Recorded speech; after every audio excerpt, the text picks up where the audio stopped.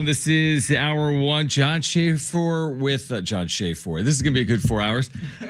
Jon Schaefer, Sammy Long, Brent Sperry with you. Brian Dutcher show.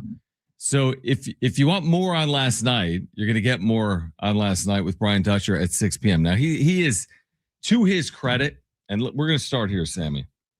On last night, if you missed it, Aztecs lose last night. I know you guys have been talking about it. It was in the update. Aztecs lose in heartbreaking fashion last night, 70-69. One of the takeaways is this critical foul call. Obviously, in the final 2 seconds, Grand Canyon gets the line down 1, and they hit 2 free throws, and they beat the Aztecs 70-69 in Phoenix. Now, to Dutch's credit, he will never be anything other than professional when it comes to officiating. I mean, it's unbelievable. It is such a strength because there's a lot of coaches in the country that are going to take shots at officials as if it's going to do anything. It's not, you don't want to put it on an official if you're a coach. You'd rather say, hey, we could have done X, Y, or Z better as a team. Completely understand it. And he's taken the right approach for his entire career. Now, us doing sports talk radio, and for those that are listeners that are fans, I think you can react in a different manner, and that's completely acceptable. And just sitting there and watching it live, it just didn't feel right in real time. And then the more I watch it on replay, kind of the more heated I get over it. Now it's crying over spilled milk. They stole a game from Boise State. They really did. And maybe they had this game stolen from them late against Grand Canyon. It's just, I know you've watched it.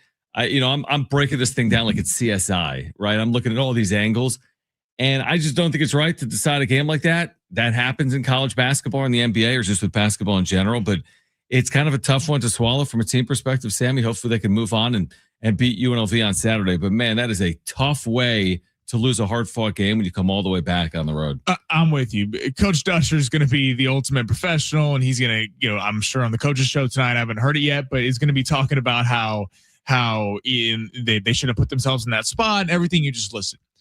But, yeah, it's a frustrating call as an Aztec fan they come all the way back, and they were slow out the gates in the second half, and Grand Canyon was really hitting a lot of threes. The catalyst for the comeback, they played kind of a nice inside-out game. Miles Bird really getting in the paint, and some of the shooters on the outside were getting after it, which I thought was impressive. With no Magoon Guat, they kind of needed more of a inside breaking down the defense presence.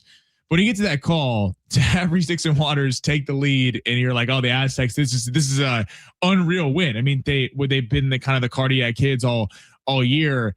To call that, I'm not saying there's collusion or anything. That's not what I'm saying. But I don't think that call gets made in San Diego. I don't think that call gets made on a neutral court. I think the fact that you're playing in Grand Canyon and the fans have completely influenced the call, and everyone's a human being. They're hearing the crowd go crazy. I compare this to the Broncos game last Sunday. Remember when Bo Nix, they get the PI? What people forget about that play before, there was a no call the play before. That's right. And he threw it back to the exact same spot, knowing that the refs would probably be very flag happy, given that they're in Denver in the crowd. I just, in regards to last night, you hate to see a game where the Aztecs fought so hard in the second half to come all the way back, and it ends like that. Like on free throws, it leaves a bad taste in your mouth. Yeah, real quick on that, and I want to get Brent's thoughts because he watched this, he listened to it, he heard all the reaction as well. But it's like real quick on this. There was some discussion like over the last 12 hours on social media, and it's social media. Take it for what it's worth, but it's fan reaction. And some people, whether they're Aztec fans or like outsiders, like fans of the Mountain West, that are like save it a little bit from a San Diego State perspective. People are like, well, if you just hit your free throws, then it doesn't come down to that call or no call in the final seconds. And I would say this. What do you mean if you just hit your free throws? That's the same argument. Well, if you just win all your games, then you're going to be in the NCAA tournament. You can make that case for every single game ever. The Aztecs made 84% of their free throws yesterday on the road. They started 12 for 12. They were actually in the game because of their free throw shooting. If you want to put on PJ Davis and be like, he missed a front end. You know how hard it is to hit a front end of a 1-on-1 with 7 seconds left on the road with the game in the balance? Like, this isn't just sitting in your backyard shooting hoops with your buddies. This guy shoots 88%. Even with last night, he's shooting 87%. I'm not putting it on BJ Davis. The players don't have to be perfect. They're players. The officials who are paid professionals, I get it. It's a different world with the players as well. But the officials, and we've talked about this so much in all these sports, I don't know what you do about it. I'm not saying, hey, you need to hold them accountable and do this, that, or the other. It's just you make a call. You get out of Dodge. The next night they're in Iowa City. The night after that they're in Boise. The next night they're in Norfolk, Virginia. I'm talking about from official. Like for the officials, it's like no big deal. You had actually a highly rated officiating crew. I saw that. Before Final Fours and NCAA tournaments yesterday. And to your point on that being human, you're right. I'm not going to sit here and like eviscerate and vilify the official. It's not easy. It's a hard job. Like, he may not have gotten it right. I think his intent was to get it right. I think he thought he saw something that he didn't necessarily see. And it's a tough break for San Diego State. The difference between being 8-0 in the league and 7-1 matters. The difference from an at-large resume matters. Can it be overcome? Absolutely. And that starts Saturday in Vegas. Two things. One, I'm kind of interested to see what Dutch has to say tonight, because last night he said he didn't see it, so he didn't really want to comment on it, which, to his credit, lots of coaches would have just blabbed their mouth and got all pissed off about it without even seeing it. So 100%. I'd like to see what he has to say now that he's had, all night, like by the time you talked to him, John, you said you watched it like 12 times already. I was rewatching it. How many times he's watched it. Yeah. And the second thing is, in terms of the refs, I would have less of a problem with that final call if that's how they called the entire game. Right. But they called the game one way, and then, they weren't calling that stuff all game. And then all of a sudden, with the game on the line and 2 seconds left, then they decide to call it. So I'm glad he mentioned that real quick, because someone mentioned to me at breakfast this morning, not affiliated with the team, but a fan that was in Phoenix. It's like, my issue with it was in the final 90 seconds, Grand Canyon was routinely driving to the basket and getting denied at the rim. And there was a physicality at play. The Aztecs are blocking shots and there's loose balls. Like, there was more physical action in the prior 3 or 4 Grand Canyon possessions than the one that played out in the final 7 seconds. If you're going to call that foul with 1 second left, and you can, it better be clear as day. It better be egregious. If it's clear as day, then call it. But they called it Tay Simmons. Tay Simmons, to his credit, he's like, I don't think he thought in real time he even touched him. If they touched, they like grazed arms, maybe. Like, there's that type of contact in every basketball play. Right. And to both of your guys' points, everything you said, people who are not fans of the Aztecs are going crying over spoiled milk or spilled milk, and you got to put yourself in better position. And BJ Davis needs to make free throws, and they shouldn't get down 12 late in the second half. That can be true, and it doesn't take away from the fact that it was a terrible call at the end of the game. I think that people, it's ones who it's. People go too hard one way. It's either, we got screwed out of a game. There's no accountability whatsoever. And then there's the other thing of, you shouldn't have put yourself in that spot. I really think both should be true. Yes, the Aztecs, you knew Grand Canyon in a tough home place to play. We're going to go on a run at some point. You just like that was going to happen. That's why they were a 1.5 point dog on the road going into Grand Canyon. It's just, again, back to what we were talking about. It's a shame that it ends like that with such a highly competitive game, and the Aztecs come all the way back to end on free throws on a ticky-tack call. I didn't like it at all. Yeah, I mean, listen, Grand Canyon's 41-3 in their last 44 home games, so there's no shame in losing. And I thought for a moment, to your point, they go down 12. It felt like they were on the mat. Like, you could have lost this game going away by 20 points. I mean, there was a real tipping point there. Yeah, there was a world where, like, you're not getting back in this game. To the Aztecs' credit, they did get back into the game. And I guess my takeaway, like, in these P4 leagues, you have margins. It's like, you could have, Kentucky could go to, I'm just making it up, Texas A&M and lose by 22 points and then recover by, beating whomever at home. And then they've made it all up. Where from a San Diego State perspective, it's like, you can't have a slip up in the non-conference. Well, they lost to Troy in multiple overtimes. And then it's almost like, if you beat Grand Canyon, it's like, well, you're supposed to beat Grand Canyon. You're San Diego State. But when you lose to Grand Canyon, it's like, how could you lose to Grand Canyon? Nobody understands how hard it is to win on the road, just in general, in college basketball and specifically in the Mountain West as well. So I think San Diego State's still fine. There's some people that are going to write them off. Some people have written them off 2 months ago. I think Saturday is crucial. I think if you lose to UNLV, all of a sudden it changes the calculus on getting to the tournament as an at-large team. It's probably more important to beat UNLV because their metrics aren't as good, as opposed to win in Phoenix against Grand Canyon because it doesn't kill you because they've got decent metrics. So if you bounce back Saturday, I'm not saying it's water under the bridge, but I think you can live with it. If you don't bounce back Saturday, like, what's the adage? You don't want to let a team beat you twice. Right. So that's what they need to respond Saturday. It's as simple as that. Right. And we talked about, Grand Canyon on the road. You lost that one by 1 point. You're going to have Utah State. You're going to have New Mexico. You're going to have some tough matchups. That's why I think that one hurts a little bit more is, right, if on paper you had said before the year, Aztecs go to Grand Canyon, lose by 1 point without Mukungwath, you go, It's pretty happens. Pretty valiant effort. Like that's pretty You know, you want to win the game. You don't want to take a bunch of moral victories, but you showed up and you competed. But to the point, how they lost that game, and with the margins being so thin, you're not playing the Big 12. You're not playing the SEC, where every week you're getting AP top ranked opponents, sometimes multiple times a week, where if you lose a couple games, you can just make it up with a great week of basketball. It is a shame that with such thin margins in the Mountain West, you have a game go a different direction when it could have easily went the other way. I actually I thought last night, because in doing this for as long as we've done it, like we've had the rights to San Diego State football and basketball since Brian Dutcher's first year, and since Aztec football the year 2017. Rashad Penny finishes 4th or 5th in the Heisman. Like, so, you know, you go back 9 years just thinking about San Diego State athletics over this period of time. And there have been games that the Aztecs have lost on the basketball floor. In basketball, there's a lot of close games. It's just basketball, right? No matter what team you're a fan of. And some of them just linger with you, and you put your head on the pillow and you're like, oh my gosh, I can't believe. And you're thinking back to all these plays, like if this thing goes differently, or if this thing. My takeaway last night when I put my head on the pillow in the hotel in Phoenix was I was actually somewhat, I was okay with it because I was impressed by the way they played. And to your point, it's not about moral victories. It's really not. But what does matter is how are they playing, because what is that going to mean moving forward? And they didn't have Magoon Guatha. We'll see if they do moving forward or not, at least in the short term, if not the medium term. But I just was impressed by the resolve. Like they just put themselves in position to win games. And I'm thinking to myself as I, go to sleep last night, I'm like, if they continue to play like that, they had a lot of things not go their way. Miles Bird shooting and Grand Canyon's 3-point shooting and the Aztecs 3-point shooting wasn't good. They still were in position to win the game. Just keep playing like that, and you'll put yourself in a position to win more often than not. Well, right. I would say. And you said it when they got down 12, it was like, oh no. Yeah. Like you lose this by 19 points. Right. This is we're going to be coming on here talking about they got blown out in Grand Canyon. Where does that put them metrically? So it was impressive. They were, to use a fighting term, able to bite down the mouthpiece a little bit and bring the game within the margins. It's just, again, the Aztecs have a lot going for them. It's competitive. If you would have told people they lost by 1 point before the season, no Magoon Guatha, with the poor shooting night, everything you just listed off, I think people would have a different reaction. It's a shame that this could, it's not necessarily going to, but we could come back to haunt the Aztecs later on this year.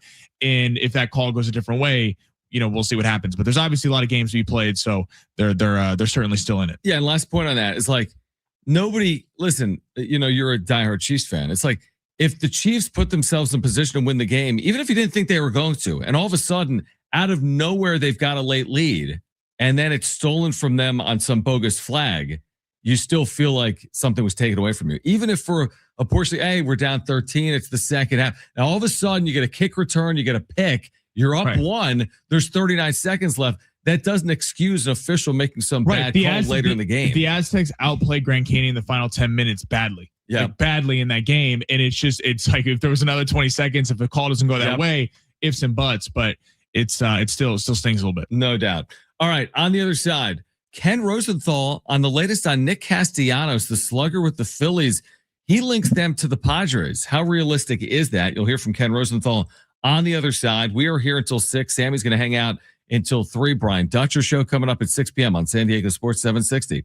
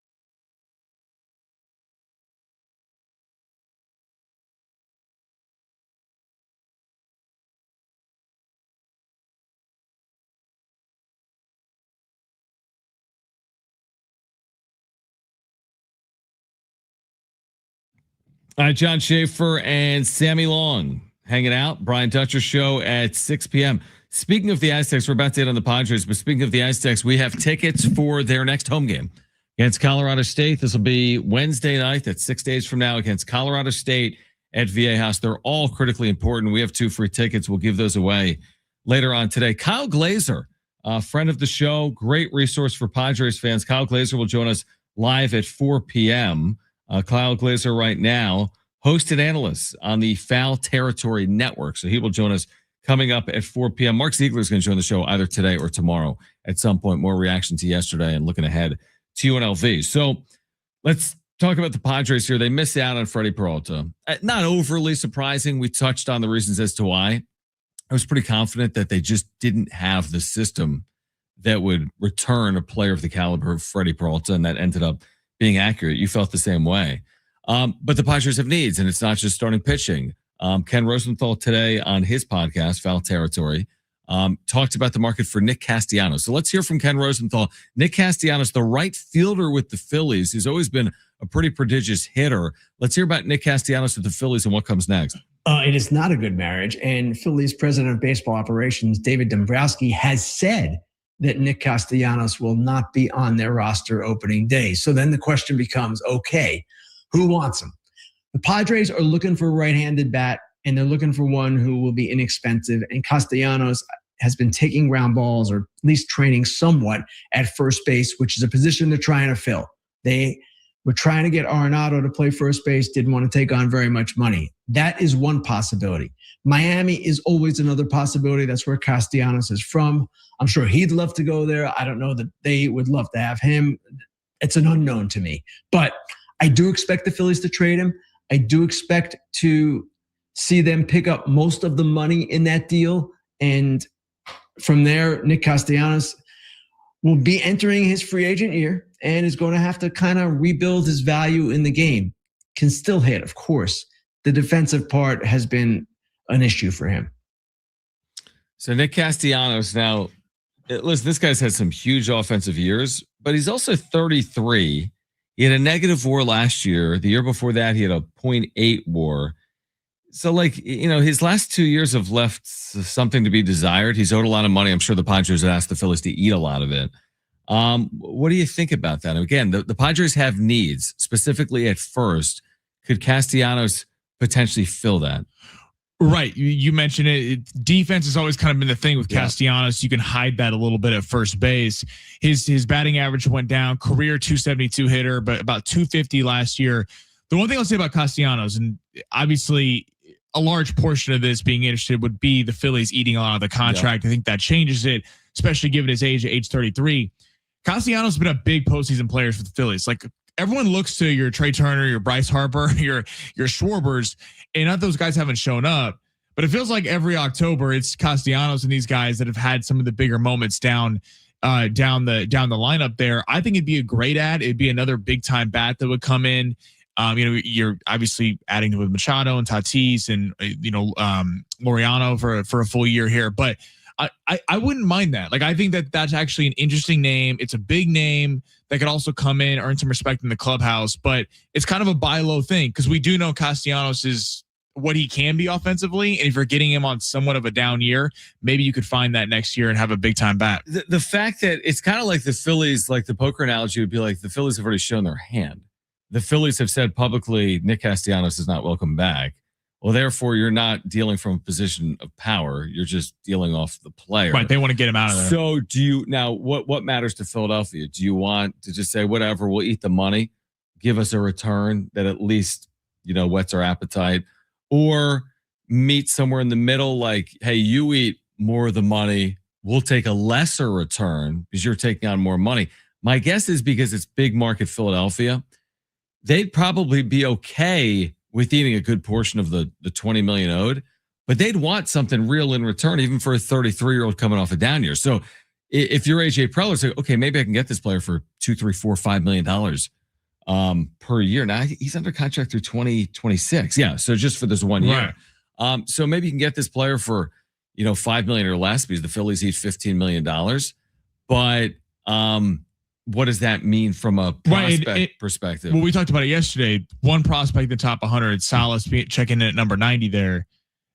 I don't know how you sell that if you literally don't have a prospect in the top 100. If Salas is a part of that, or maybe Castellanos at this point in his career will go for something else. But yeah, it's a kind of keep reaching in the well. I guess it's kind of the Padres' only option right now because they're not going out and spending big loot on free agents. So I guess you got to go the prospect way. But if he's open to the open market, I mean, the Padres are probably going to get beat with a lot of just pure prospect offers. So who are you dealing with? Yeah, I mean, again, it's like in the Peralta conversation, it was listen, I mean, here's a guy coming off a great year. There's 6'8" suitors. Like, show me your best hand, and we're gonna go from there. And the Padres obviously can compete with the Mets offer.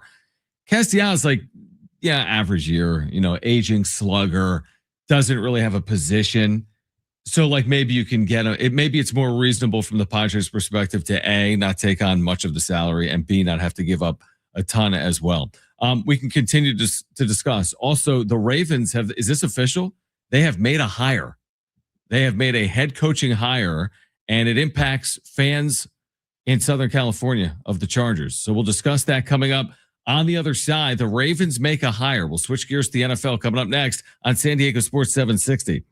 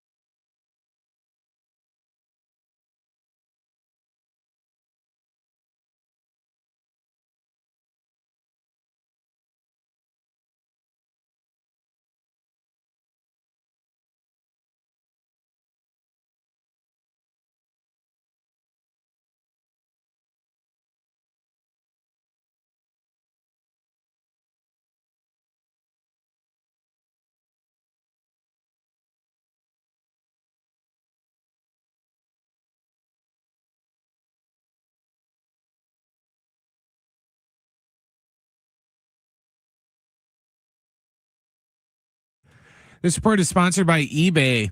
In breaking NFL news, the Ravens are hiring former Chargers defensive coordinator Jesse Minter to be their next head coach, signing him to a 5-year deal. Minter visited with the Ravens yesterday, and now he reunites with the team that he coached with from 2017 to 2020.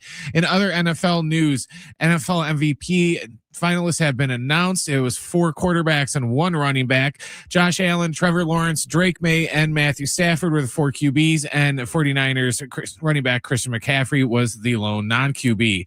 In MLB news, the Rangers are acquiring all-star left-hander and former Padre Mackenzie Gore in a 5-for-1 trade with the Nationals. The Nationals are going to get a handful of prospects from the Rangers, including an 18-year-old third baseman who was the 12th overall pick in last year's amateur draft. Tonight, we have the Brian Dutcher Coaches Show at 6:00. The Aztec head coach will talk with John about last night's loss and more. And then following the Brian Dutcher Coaches Show, we have Lakers basketball when the team takes on the Clippers.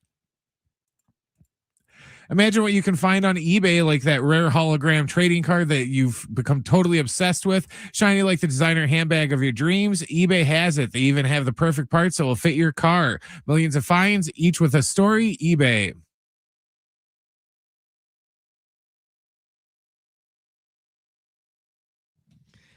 John Schaefer, Sammy Long, Brent Sperry. Brent just told you the news. This is interesting because the Ravens hired Jesse Minter, who was, the successful DC at Michigan when they won the national championship, follows Jim Harbaugh, has success there, and previously had worked under John Harbaugh in Baltimore. Before he went to Michigan, he was under Jim's brother John in Baltimore for a number of years. So it's like, you're Baltimore. Now, this is going to be perceived as a very good hire. This is a name that was on a lot of lists, but it's like, wait, I thought you were getting away from John Harbaugh. You hired young John Harbaugh, who's worked for John Harbaugh and Jim Harbaugh. Isn't that kind of interesting? That's interesting. I didn't put that together. It's the Who song thing. It's the Meet the New Boss, same as the old boss. In Baltimore, it works. It's like, don't reinvent the wheel. In the Pittsburghs of the world, Pittsburgh is they've had like 3 coaches. It's always defense first. It's always gritty and hard nosed. By and large, it works.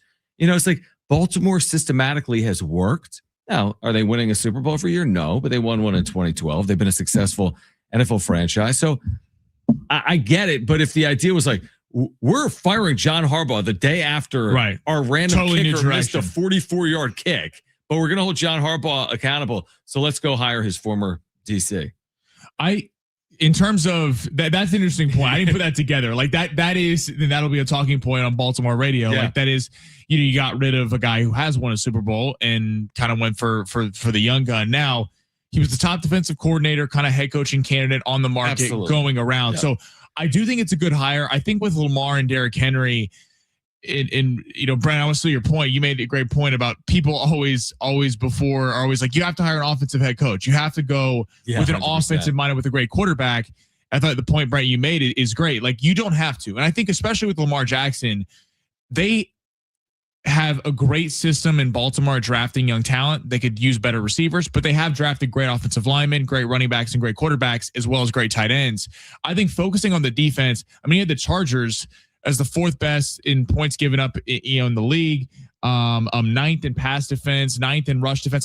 Like they were a really good unit. And honestly, I didn't even think the Chargers had all that much defensive talent. Like, he made Dawan Henley a superstar at the linebacker spot, Tuli Pelotu being a great pass rusher. So I think for Baltimore, it's a great hire. And you brought this up yesterday. People are floating out Bill Belichick to Buffalo. Mike McCarthy is interviewing for the job in Pittsburgh. I think it was smart to grab one of the last young head coaching candidates before everyone's going back to the well of guys who were hot commodities 10 to 15 years ago. And that's going to be the only guys left for the rest of these teams. Yeah. I like that they took a new fresh face opposed to just some retread that, is only available because he got fired from his previous job like 2 weeks ago. And I feel like when you're a franchise that is a step away from potentially, like, Baltimore's goals are Super Bowl goals. Or bust, right? Buffalo's goals are like that.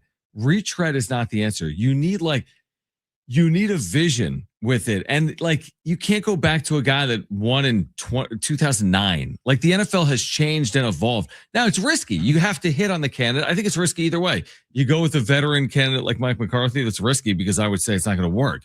You go with a young coach that's never been a head coach before, like Jesse Minter. There's probably high upside, but there's no assurance that he can handle the complexities of the job and what it entails. But it's like, what is life without the risk? Like, you're not going to get the reward without the risk. I'd prefer the risk with the high upside when I'm a team that's close to just playing it safe and settling for 10-7 and hosting a first round playoff game and then losing on the road in the divisional round every year. Are you surprised, like both you guys, are you surprised that the Browns have had multiple head coaching candidates that have pulled themselves out of contention? Thanks, but no thanks. Mike McDaniel was probably, after Harbaugh and then Tomlin going to TV, the hottest commodity from a head coaching perspective. Him and Stefanski, you could argue that.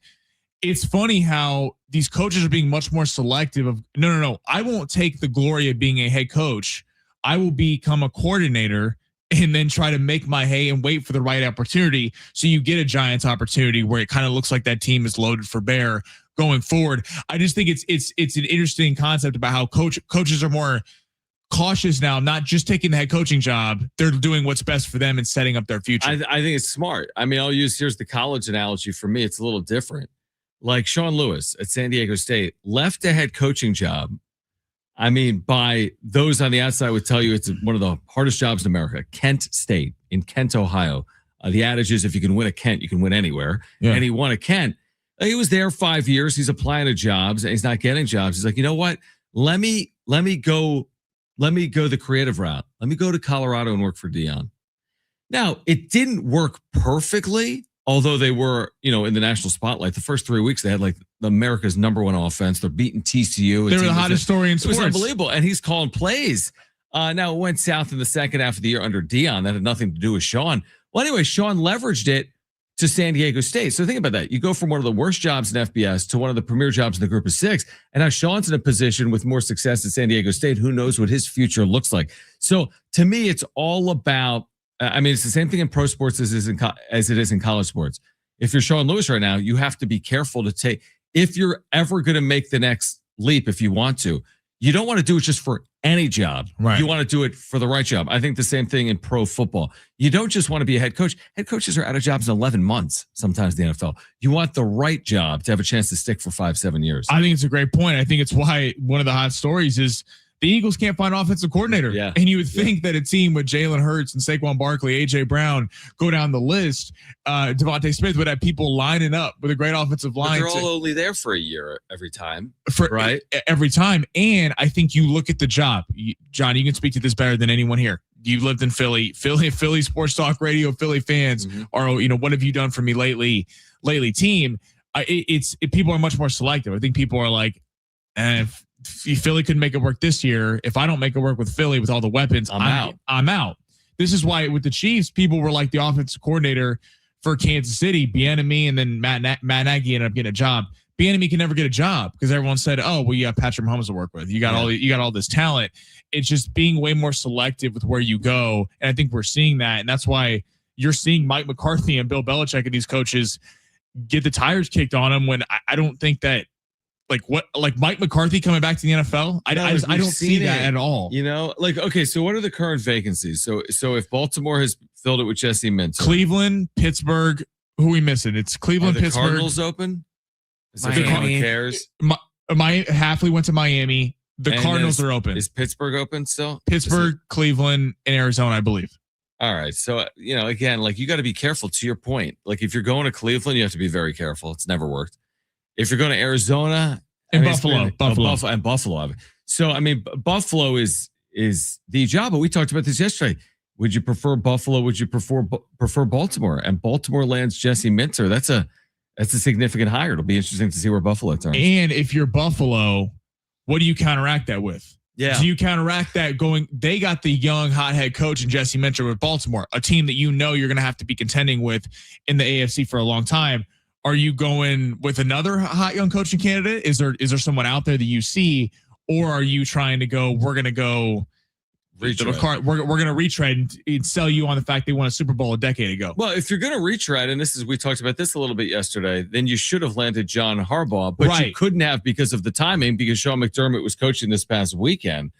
But if Sean McDermott was coaching for his job, then you better have a plan as an organization. If Sean McDermott every week in the postseason was coaching for his job and Josh Allen's your 29-year-old quarterback, you better not do it on a whim. That's the dangerous part of it. You can't waste the next 2 years for Josh Allen and make the wrong hire and then go make another hire in 2 years.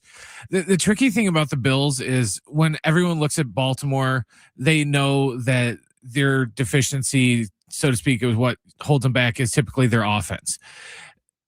With Buffalo, everyone's kind of just perplexed because they don't really know what's wrong with them and why they can't win. And that's kind of why they fired McDermott, because they're just kind of like had chances. Yeah, they're at an impasse and they're just like, we can't figure out why we can't win. So we just need to try something else, because it's not our offense, it's not our defense, it's not like anything that just sticks out of why they can't win. And to that point, they're in a weird spot because it was always reading Mahomes. That was the excuse. It was, well, it's kind of the Jordan era where Charles Barkley and these guys couldn't break through.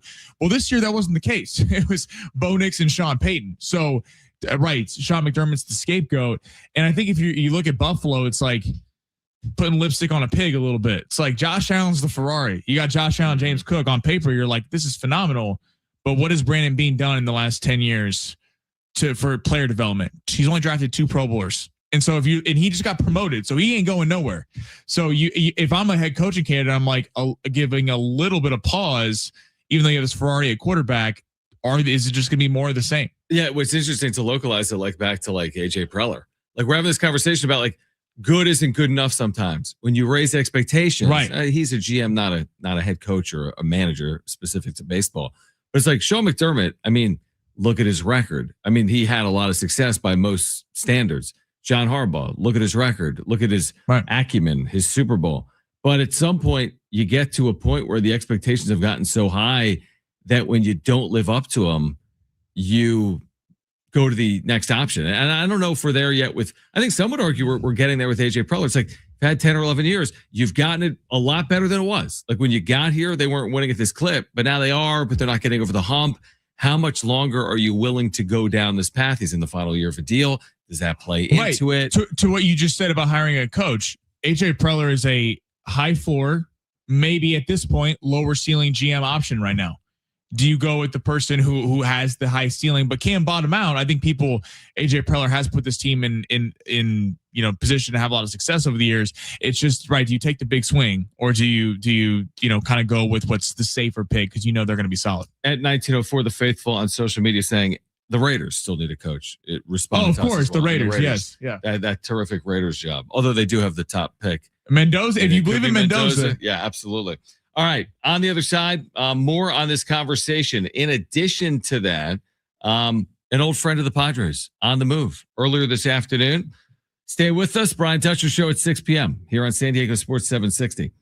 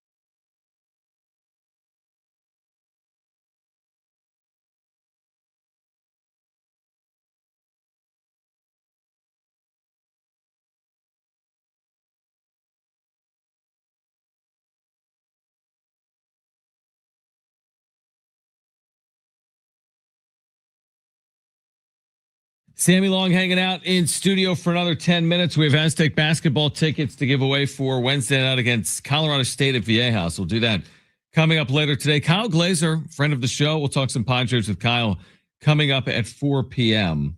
There's a lot to react to. Again, Jesse Minter to the Ravens. What we started the show with the Aztecs last night in Phoenix. Nick Castellanos rumored potentially to be on the move, and maybe San Diego's a landing spot.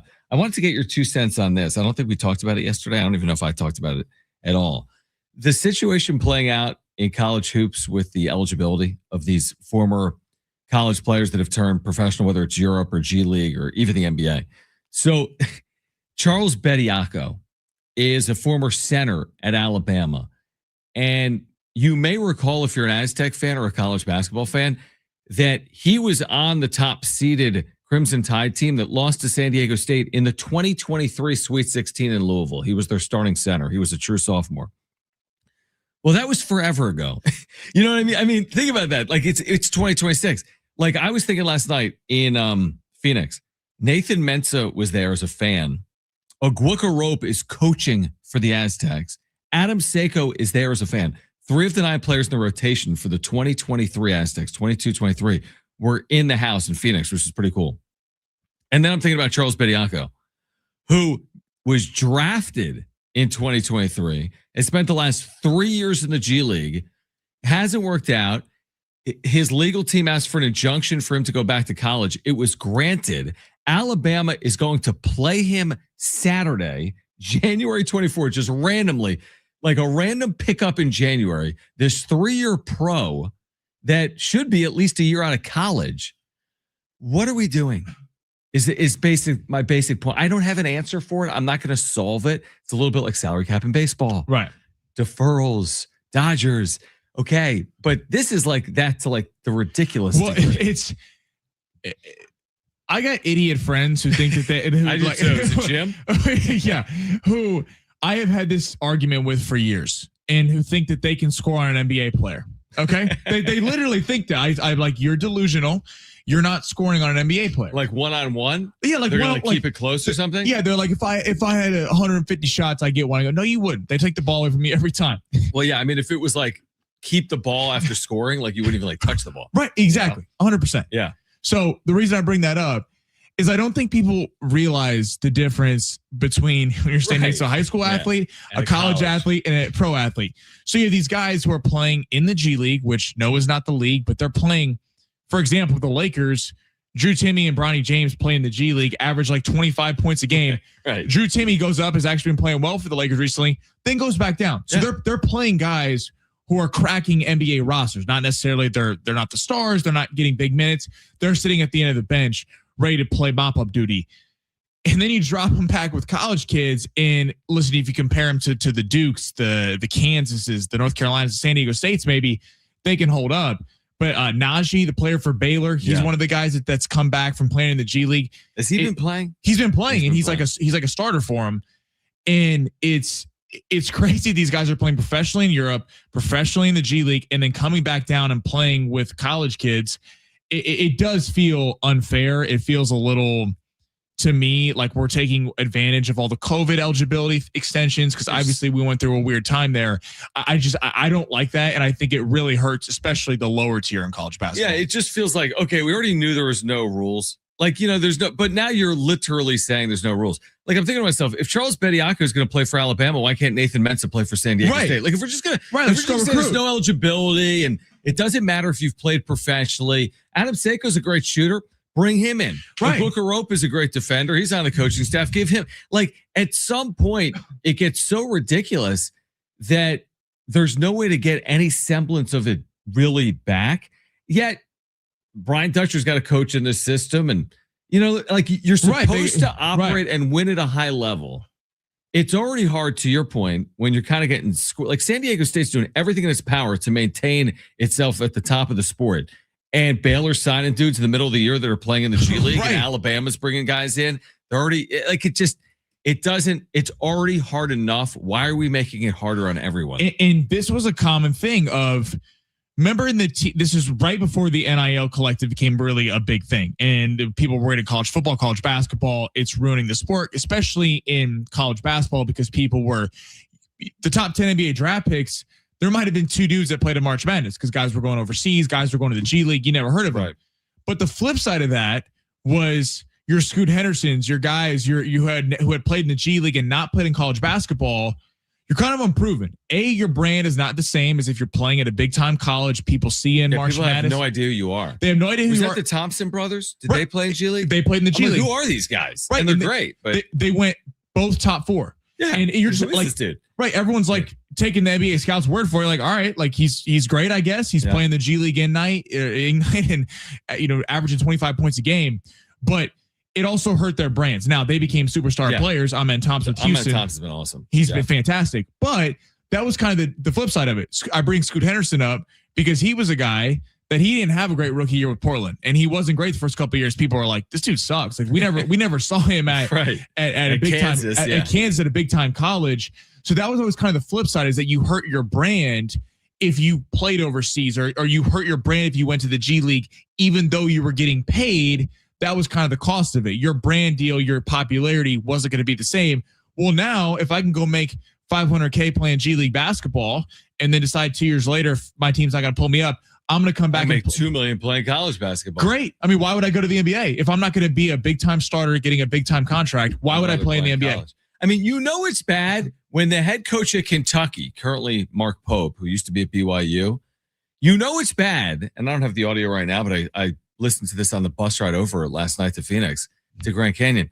When Mark Pope is telling you, like, please bring us back to a semblance of reality, and saying that if a school is adding Charles Bediako midseason, hey, listen, it might be allowed, but hey, you selection committee in a room, use your brains and say, should we be doing this? Hey, he might be able to play, but is this right? Are we really going to judge these teams who are bringing in professionals in the middle of the year like it's the trade deadline and treat it like, well, their resume is better than this other team's resume? Yeah, you want to know why? They brought in a dude that's been playing in the NBA for the last 3 years. And to your point, Kentucky is one of the most well-funded programs in all college basketball. Of course, if not the most. The most. They would benefit from this. They're the guys that can go get them. Like, again, it just, someone come up with the rule book and then let's just play with it. And it's very hard.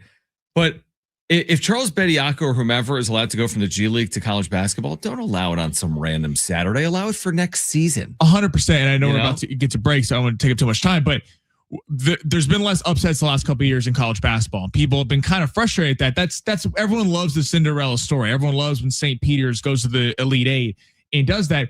And part of that has been because for every St. Peter's, their team's getting picked apart the next year. How many years in college basketball have we seen the first year team full of NBA draft picks in Kentucky loses to some 4 or 5 year team that had played together all those years? Right.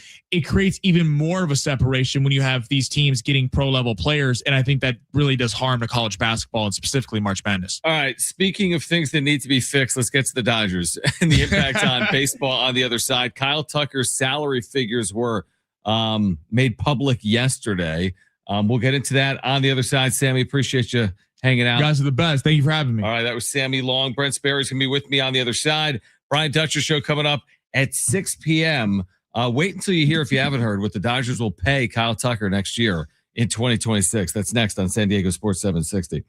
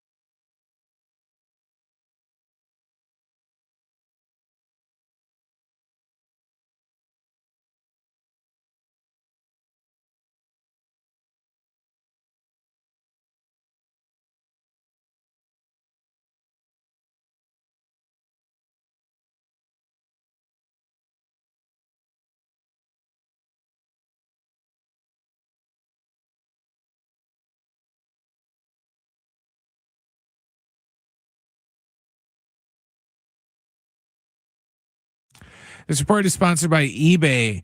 In NFL news, the Ravens are hiring former Chargers defensive coordinator Jesse Minter to be their next head coach. Minter met with Baltimore yesterday, and now he's going to be their new head coach. In other NFL news, the finalists for MVP have been announced. It's 4 quarterbacks and 1 running back. The QBs are Josh Allen, Trevor Lawrence, Drake May, and Matthew Stafford. And the lone running back is the 49ers, Christian McCaffrey. In Major League Baseball news, the Rangers are acquiring all-star left-hander and former Padre Mackenzie Gore in a 5-for-1 trade with the Nationals. The Nats will receive a handful of prospects from the Rangers, including an 18-year-old third baseman who was the 12th overall pick in last year's amateur draft. The Brian Dutcher Coaches Show is tonight at 6 o'clock. The Aztecs head coach will talk with John about last night's loss and more. Following the Brian Dutcher Coaches Show, we got Lakers basketball when the team takes on the Clippers right at 7 o'clock following the show. Imagine what you can find on eBay, like a rare hologram trading card that you've become totally obsessed with, shiny like the designer handbag of your dreams. eBay has it. They even have the perfect parts that will fit your car. Millions of finds, each with a story. eBay.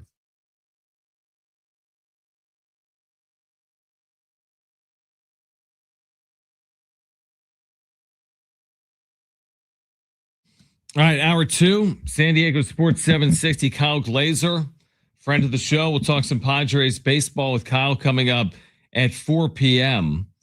Brian Dutcher will join us, the Brian Dutcher Show at 6. We have Aztec basketball tickets for Wednesday night to give away. We'll do that coming up this afternoon. Maybe this hour, maybe next, somewhere in the 3 or 4 o'clock hour, we'll give away Aztec basketball tickets for Wednesday night. So I just spent 10 minutes complaining about the current state of like college athletics, specifically college basketball, because of these workarounds to the rules. But let's not lose sight of what's playing out in Major League Baseball as well, specifically with the Dodgers. Okay. And now I was on yesterday for 2 hours, but I didn't see this until after I was off because I was in Phoenix for the Aztec game. And so Bob Nightingale tweeted this out yesterday afternoon after I was off the air. This is at 5 o'clock yesterday from Bob Nightingale. And I'm glad he tweeted it. Like, do we poke fun at Bob Nightingale? Yeah. Have we been critical? Yes. But there's something to be said for what he wrote yesterday on social media. And he wrote this: the Dodgers are paying a grand total of $3 million in actual salary this season to Shohei Ohtani and Kyle Tucker combined. Ohtani's being paid $2 million with $68 million deferred. Tucker is being paid $1 million with a $64 million signing bonus due before the start of spring training. So these are workarounds that benefit the Dodgers' tax payments and impact, I think, to some extent, I don't know what it means for the AAV. Remember, it's beneficial for the Ohtani AAV. Remember, those deferrals took down the average annual valuation of the Ohtani contract. My assumption is by paying Kyle Tucker $64 million in signing bonus, you're getting a break along the way. That's why you're doing it. So you have to then ask yourself, is this good for the sport? It's a little bit like what I was talking about with college basketball, and we've talked about with college football, and we've certainly talked about with baseball. And we're heading to this period of time where like it's gonna, hit the fan, because we're gonna get to the end of 2026 and the collective bargaining agreement is up, and you're gonna have a lockout or you're gonna have a strike or whatever's gonna play out. But like, the Dodgers already have the advantages, specifically with TV. There was another report today. Let me find this. You'll find this interesting, Brent. I don't think you've seen this. So there's this report today about the Dodgers TV situation. I don't even know its validity, but let's take it on its face because it's getting some run. It's from June Lee, who previously was at ESPN. So let's take it on its face. He says, because the Dodgers previously went bankrupt, that former owner, Frank McCourt, Major League Baseball agreed to tax their television money as if they were still broke. That let the Dodgers keep about $66 million more every year than they otherwise would. This exception runs through 2039, according to a league source. This is from June Lee. So, give me a break. You have $370 million in TV revenue every year. You're getting a tax break because the former owner was broke. Now you're deferring everything because it's benefiting you. That's the only reason why you're doing it. The only reason why you're doing it is because it's benefiting you to do it. You already have every resource known to man. I'll give the Dodgers credit on field. Like what they did against the Padres in 2024 doesn't have to do with deferrals and TV money, but they don't need additional breaks to be successful. And I'm not saying, because I've argued this, I'm not saying we need to be, the communist approach to professional sports. Not everything has to be equal. LA is going to have some inherent advantages over the Pittsburgh Pirates. Okay. But we still have to have a set of rules, is my point.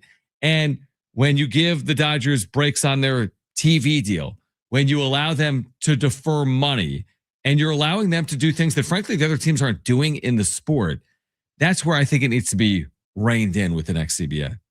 Yeah, that's my whole thing and argument with it is you're not allowing teams to do that across the board.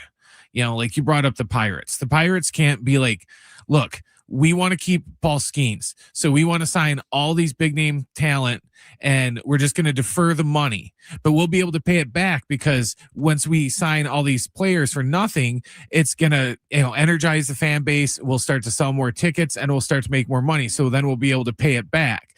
But they'll be like, no, you can't do that because, you don't have the money. You can't spend it if you don't have it, unless you're the Dodgers or some of these other teams. Yeah. And in a way, I kind of look at Indiana football. Could you imagine if they would just let all the teams defer money the way they let the Dodgers defer money? It would be like NIL in football, to where the Pirates, they could be Indiana, to where they could go from 1 year just being garbage to the next year they could win a World Series just because they don't need the money in the bank. Yeah, just because they could just defer it, just like Indiana did it with NIL. Yeah, there was somewhere else I was going there. Now I lost my train of thought. Because I know where I was going. Because this is the argument that Dodger fan will make. And listen, if you've listened to my opinions on the Dodger Padre dynamic and the way we cover through the prism here in San Diego, I feel like, we're opinionated, but I feel like I'm fair. I'm not taking unnecessary shots just to take unnecessary shots. This is my opinion. I think some things need to be curtailed. I think there's some advantages they have that they shouldn't have. That's my honest opinion. I've also given the Dodgers credit for what they've done on field for the better part of the last half decade. But here's my point. Dodger fan will say, it's not us. It's the Brewers trading Freddie Peralta. Like, oh, it's not fair that we're the team that's trying to win. The Brewers don't have to trade Freddie Peralta. But you're missing the point. You're missing the point. Here is the point. The Brewers don't have near the resources necessary to keep these players around. In fact, the Brewers would be the ones doing a disservice to their organization if they kept Freddie Peralta around and then let him walk and got nothing in return. That would put them further from reaching their goals, which is being a perennial contender in the NL Central, popping up every few years, having a chance to maybe reach a World Series. They certainly had that chance this past year. Don't tell me the Brewers aren't trying to win because they're trying to get parts back for some of their major league pieces when they've sustained winning. They have a harder time to sustain winning than the Dodgers. You want to know why? They don't have your TV money, guys. They don't have it. So it's as simple as that. And I'm not saying everyone has to have equal TV money, but if you want to see other teams have similar amounts of success than LA, you need to give them some advantages as well. If it's not, a financial advantage, incentivize them to re-sign players like what plays out in the NBA with max contracts. Again, that's harder to do in a sport like baseball with the unequal television dollars. But don't tell me that Dodgers are off the hook because the Brewers traded Freddie Peralta. Dodgers are off the hook because the Pirates have bad ownership. Well, guess what? The Browns have bad ownership. That doesn't mean, so the Browns have bad ownership. So therefore we should take it out on the other team. It just doesn't make any sense. Look, the Brewers traded Peralta because they can't afford to pay him next season. But maybe they could if the league was more flexible on deferring payments out, around the league.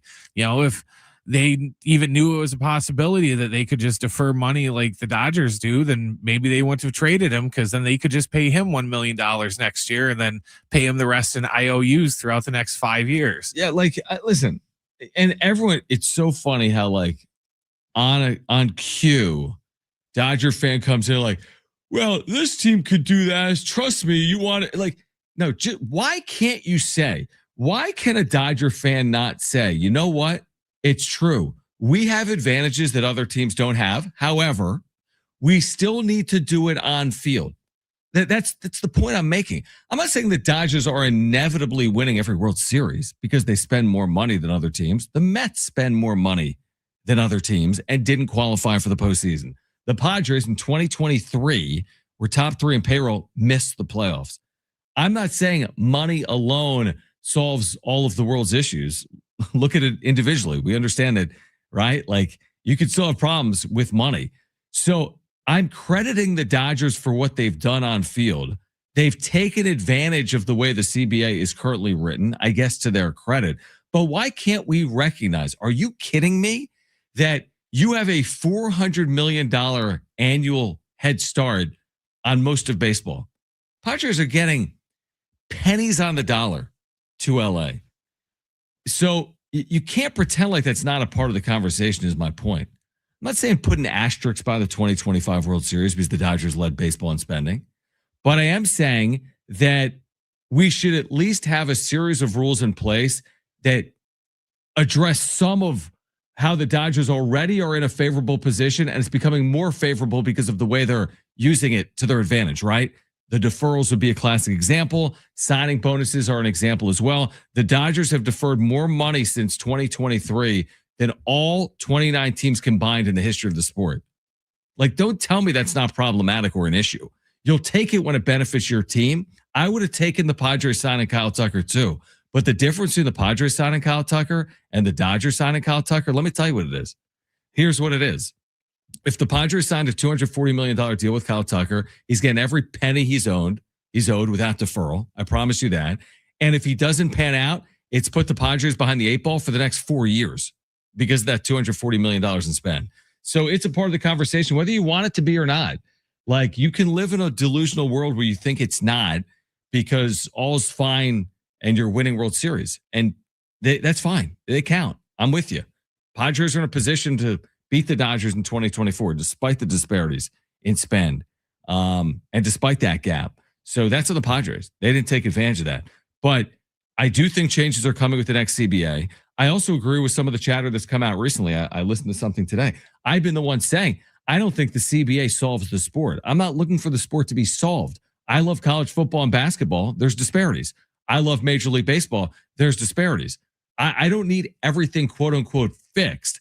I just would prefer it to be a little more regulated, or in terms of how it currently feels, right? I want it to feel a little more regulated. But John, the Orioles don't try to win. Okay, if that's the argument. So the Dodgers can have every advantage known to mankind, and that's okay because Pittsburgh doesn't try to win. Okay, that makes sense. That makes a lot of sense. But Freddie Peralta, but the Brewers traded Freddie Peralta. Okay, then you're right. I also think it's funny how Milwaukee trading Freddie Peralta means they don't want to win, even though you're talking about a team. And remember, I'm a Cubs fan, so I hate the Brewers. Right. They've made the playoffs 7 out of the last 8 years. They win. And they did that by cutting loose. You know, I guess they didn't want to win when they got rid of Hader, and they didn't want to win when they traded Williams to the Yankees last year. Oh, but wait, they still won. Yeah, they win like at a higher clip. And then the opposite side of the coin, I'm sure Dodger fan is part of this. The way the Padres have spent is not sustainable. Trust me. Watch their downfall. They spent too much. They can't sustain this level of spend. So what do you want? You want teams to spend with you? You want to criticize others to try to spend like you? What I mean, again, you already have the advantages. You will in the next CBA. I would just say, let's play under a more defined set of rules that include more teams than just Dodgers, Mets, and Yankees. It might be easier to sustain if the Major League Baseball would like let them do a payment plan like the Dodgers are essentially doing. Potentially. All right. What's the impact of the Padres missing out on Freddie Peralta? We'll discuss on the other side. We have Aztec basketball tickets for Wednesday night to give away as well. Kyle Glazer will join us coming up at 4 p.m. We'll talk more about the Padres heading towards spring training at 4 p.m. This is San Diego Sports 760. We're live on the iHeartRadio app.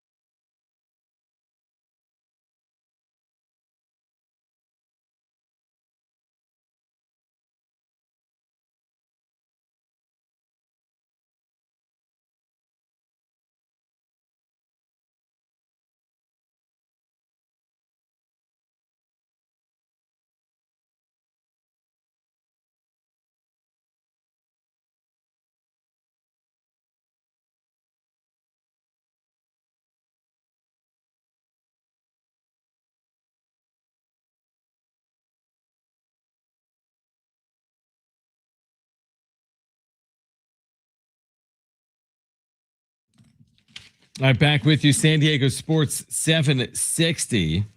Tonight at 6 is the Brian Dutcher Show. Aztecs head coach will talk with me about last night's game at Grand Canyon and more.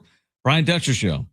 Thursdays at 6 and you're home for the Aztecs. San Diego Sports 760. We're giving away Aztec basketball tickets. We're doing it this hour, I've decided. Aztec basketball tickets for Wednesday night. We'll give those away this hour. All right, so Freddie Peralta, and this was last night, right? When I was in Phoenix, someone came up to me. He's like, yo, Peralta to the Mets. I'm like, who are you? Like, what are we talking about here? So Peralta to the Mets. My first reaction was I wasn't surprised. What would have surprised me, and we spent a couple of days on this, parts of a couple of days on this. What would have surprised me is the Padres landing him. It really would have. The primary reason is the return. I just didn't think the Padres had enough to offer to Milwaukee. And I think in the end, that's ultimately the issue, because the Mets, we don't need to get into the names. They gave up 2 of their top prospects. The Padres, when you think about their top prospects, we went through this yesterday. They have 1 that's currently in Baseball America's top 100. Now, that's not an end-all be-all. That's subjective. And it's not to say the Padres have nothing in their system. That's not accurate. I'm sure they do have players that can be developed in their system. But, you know, Peralta, you're going to have 6-8 suitors. You're going to the highest bidder. This isn't just some guy. This is some guy that is a frontline starting pitcher coming off an excellent year for one of the best teams in baseball, the Milwaukee Brewers. That's who they were in 2025. He was terrific. He's had 200 plus strikeouts in each of the last 3 years. He had a 2.7 ERA last year. And to pry him loose, it took a ton of prospect capital. Brandon Sproat, Jet Williams. So, like, to our earlier conversation, because I made this point with I saw on social media, someone's like, the Dodgers aren't the problem with baseball. It's the Brewers' willingness to trade Freddie Peralta. They're only making that trade to secure their future. Now you get 6 years of control of Brandon Sproat and Jet Williams. By the way, were the Padres the problem with baseball when they traded away Juan Soto for years of control of King, of Michael King? And no, I mean, that's the point. That's maybe allowed the Padres to sustain, their ability to contend to some extent in the National League. But I mean, the big coup in Peralta from a San Diego perspective was he makes $8 million, which is just a bargain. That would have been the big coup. Now he's going to be a free agent at the end of 2026. I think the way the Mets look at it is like this. Like, we have unlimited money. So we're not trading away our 2 top prospects for a year of Freddie Peralta. We're trading away our 2 top prospects, and we're just going to throw everything at them at the end of the season to maybe keep them here for the next 4 or 5 years anyway. Listen, but I would say this from a Padres perspective, this quiet offseason that we've talked about extensively over the last couple of months, like, other teams, they might not be successfully going for it. The Mets have an interesting track record, but there are teams around you that are fully going for it, right? That you're competing with in the National League. We forget about the Dodgers. You already know about that. The Giants and the Diamondbacks are at least putting themselves in position to compete. And then you look at the NL East, you're like, Lord, Mets with their spending prowess. Obviously the Phillies with their spend. Nationals today, by the way, traded Mackenzie Gore randomly to, was it the Texas Rangers? Yes. Yeah, to the Rangers. The old friend Mackenzie Gore. You would have loved to potentially be in the conversation for Gore. They landed like 4 or 5 players. 5. Yeah, they landed 5 players, including one guy who's like top 15 pick in the amateur draft. Right, so exactly. It's like a big name. So it's hard to get frontline starting pitching. So from the Padres' perspective, where do you turn? I'll tell you where you turn. You don't turn to frontline starting pitching. You turn to back end starting pitching. Like, dream scenario. It's like you're looking for a car. You're like, man, I really like that car. And like, wait, that's $40K. Okay, scratch that. I really like that car. How much? $30K. I got 22. You know what I mean? Like, all of a sudden, you like the $40,000 car, but then you see the payment is $667, and then you see the $30,000 car, like payment's $527, and then you see the $20,000 car, and it's $4. You got my point. All of a sudden, you find something that fits the budget. And I think that's what the Padres are going to do. Now, could they still find a willing trade partner? Of course they could. But could they also turn to the Justin Verlanders of the world and find a way to work a creative deal? Nick Pivetta was a creative deal. Worked out beautifully for the Padres. Is there another creative deal in there? Lucas Giolito. Again, Justin Verlander, not my favorite idea, 43-year-old. at this point. But like, if you can't land Freddie Peralta, just like if you can't drive, the Toyota Tacoma off the lot, maybe you're going to have to settle for the Toyota Corolla off the lot. I don't know if that's a good Toyota analogy or not. I think it's more of, instead of driving off the lot with the 2023 Toyota Right. Tacoma, we might have to settle for the 2019 or 09. Which could, honestly, it depends on what you're looking for. Listen, there's a lot of 2009 Toyotas on the road that are running well. If you don't got to drive that much, it might suit your needs. So the 2019 sometimes works out perfectly. Sometimes the 2026 works out pretty well. But sometimes you can get a lot out of that 2019. So I think using the analogy and seeing it through, Padres are looking more for the 2019, the pre-owned as opposed to the new. I think that's what they're likely going to have to do. It's not like they have no semblance of a rotation. They do, but they need more because King's coming off injury. Musgrove's coming off injury.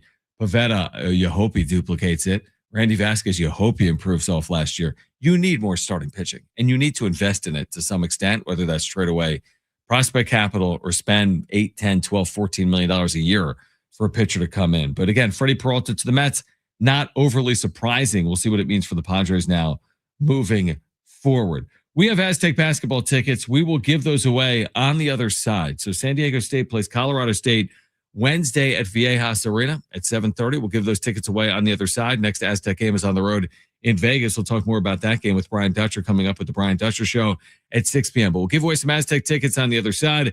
Kyle Glazer will join us at 4 p.m. We'll talk more about the Padres, the NL West, spring training coming up, what the Padres needs truly are with Kyle Glazer at 4 p.m. Stay with us here on San Diego Sports 760. We're live on the iHeartRadio app.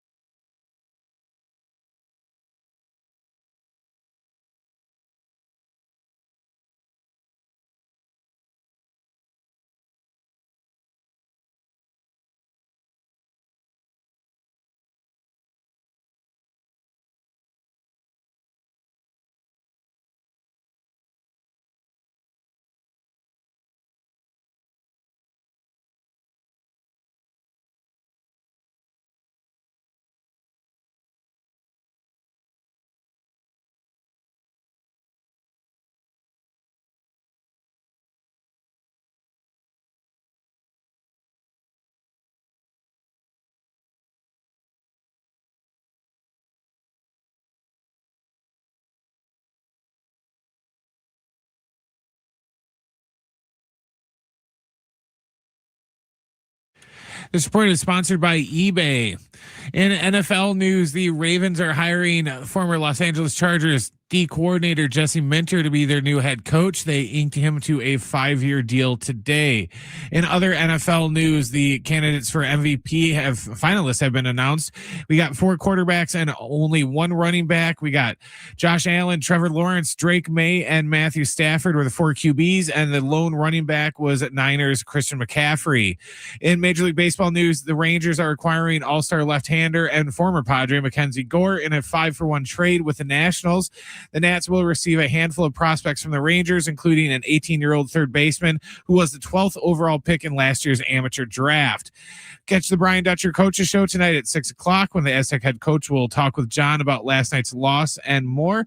And then following the Brian Dutcher Show, we have Lakers basketball when the team takes on the Clippers. Imagine what you can find on eBay, like a rare hologram trading card that you've been totally obsessed with, shiny like the designer handbag of your dreams. eBay has it. They even have the perfect parts that will fit your car. Millions of finds, each with a story. eBay.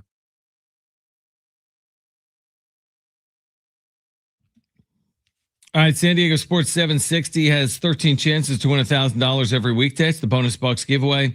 Every hour, 6 a.m. through 6 p.m. Listen for the keyword entered at sportssd.com. Next chance to win $1,000 coming up at 4 p.m. We have Aztec basketball tickets. We'll give them away in 10 minutes. So do not go anywhere. Aztec basketball tickets for Wednesday night against Colorado State we'll give away in 10 minutes. Man, that game last night. Just, that game last night, if you're an Aztec fan, I'm sure a lot of you were watching. I'm sure some of you were listening. I'm sure some of you saw the score in the morning. Just, over the course of a season, you're going to run into games that are decided in a final possession. Obviously, it's college basketball. The margins are thin. And it was just, I don't know, just tough way to lose a game. And we'll see how San Diego State responds. And, they had a pretty quick turnaround. Like in Phoenix, this game tipped off at 9:15 local. It was 9:15. By the way, I've never been in a louder building, and it's not because of the fans are good. Make no mistake. The students rush in. It's basically all the students that make it, right? They rush in. It's a whole scene. They call them the Havocs, they're students. But here's why it's the loudest building I've ever been in. It is the loudest building I've ever been in. They pipe in that crowd noise. Like they use it through their PA system. They've got a DJ. They've got all just music that's blaring. They have a band in there as well.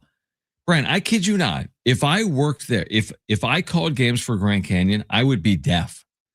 It's that much of a decibel higher than normal, just sound.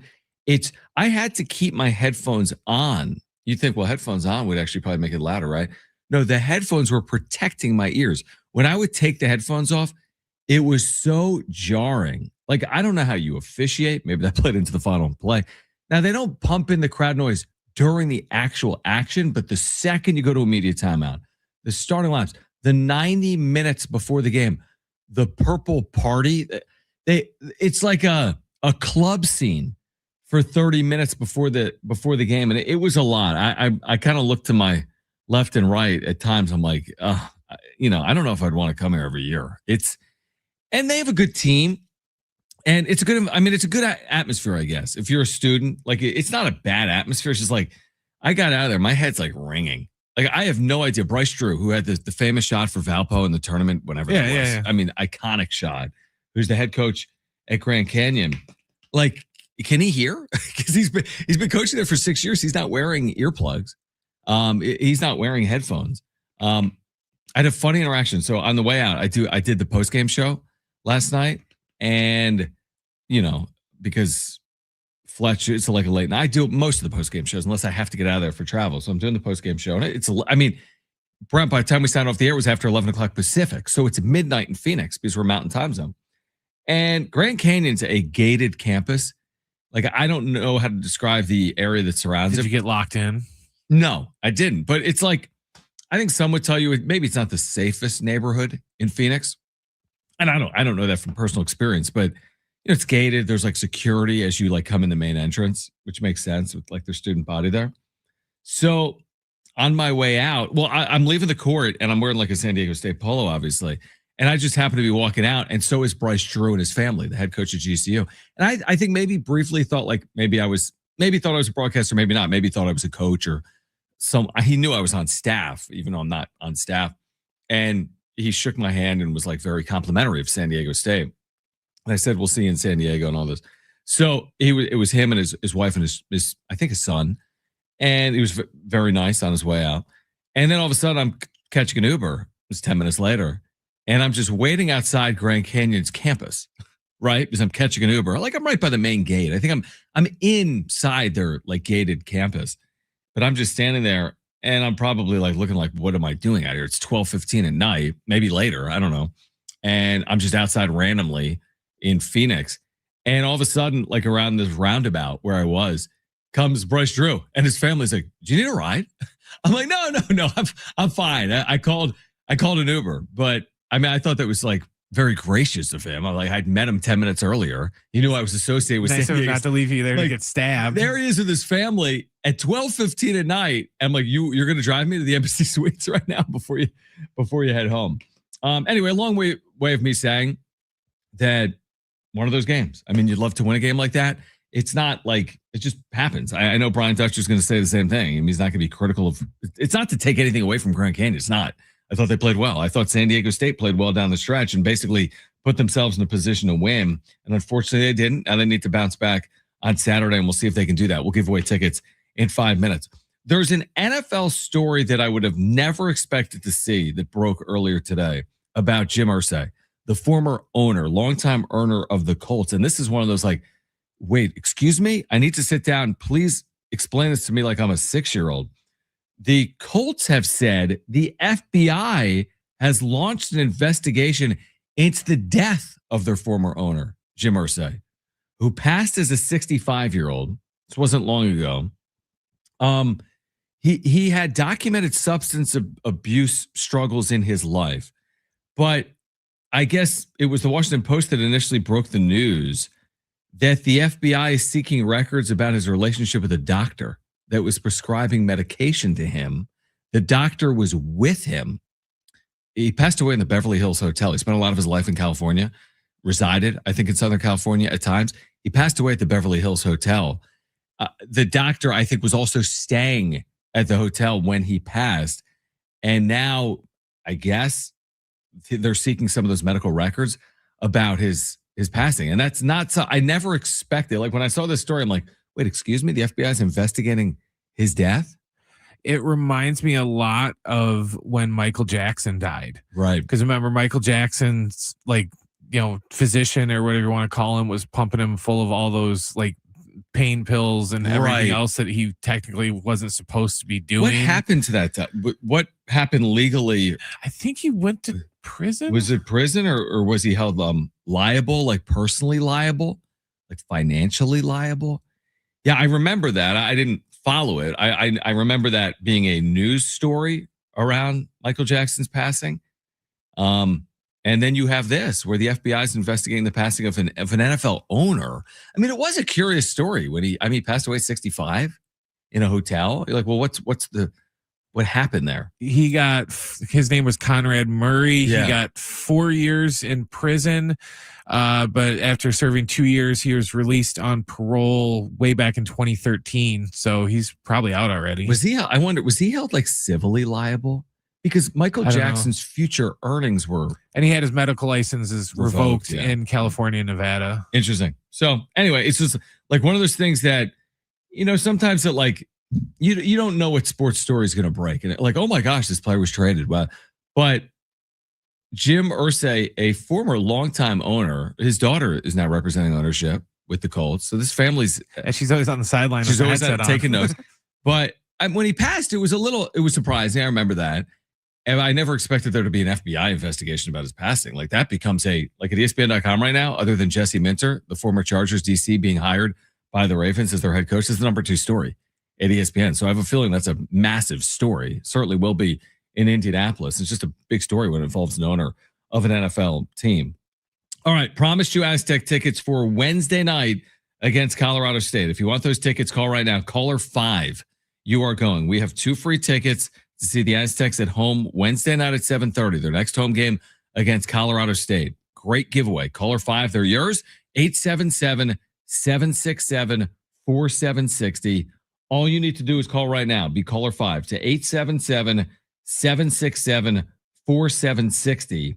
Call right now. Be caller 5. You have 2 free tickets. Again, Brian Dutcher will join us coming up at 6 p.m. If you have a question, by the way, this afternoon or evening for Brian Dutcher, we got tons of questions off the text line for the Brian Dutcher show last week. If you have questions for Dutch, you can get those in. We'll get to them when he joins us at 6 p.m. So get them in at 70470. Start your message with the word team. Again, 70470. Start your message with the word team. I have additional thoughts on the idea of a salary cap in Major League Baseball that I'm going to share on the other side. Kyle Glazer will join us coming up at 4 p.m. with more on the Padres offseason. This is San Diego Sports 760. We're live on the iHeartRadio app.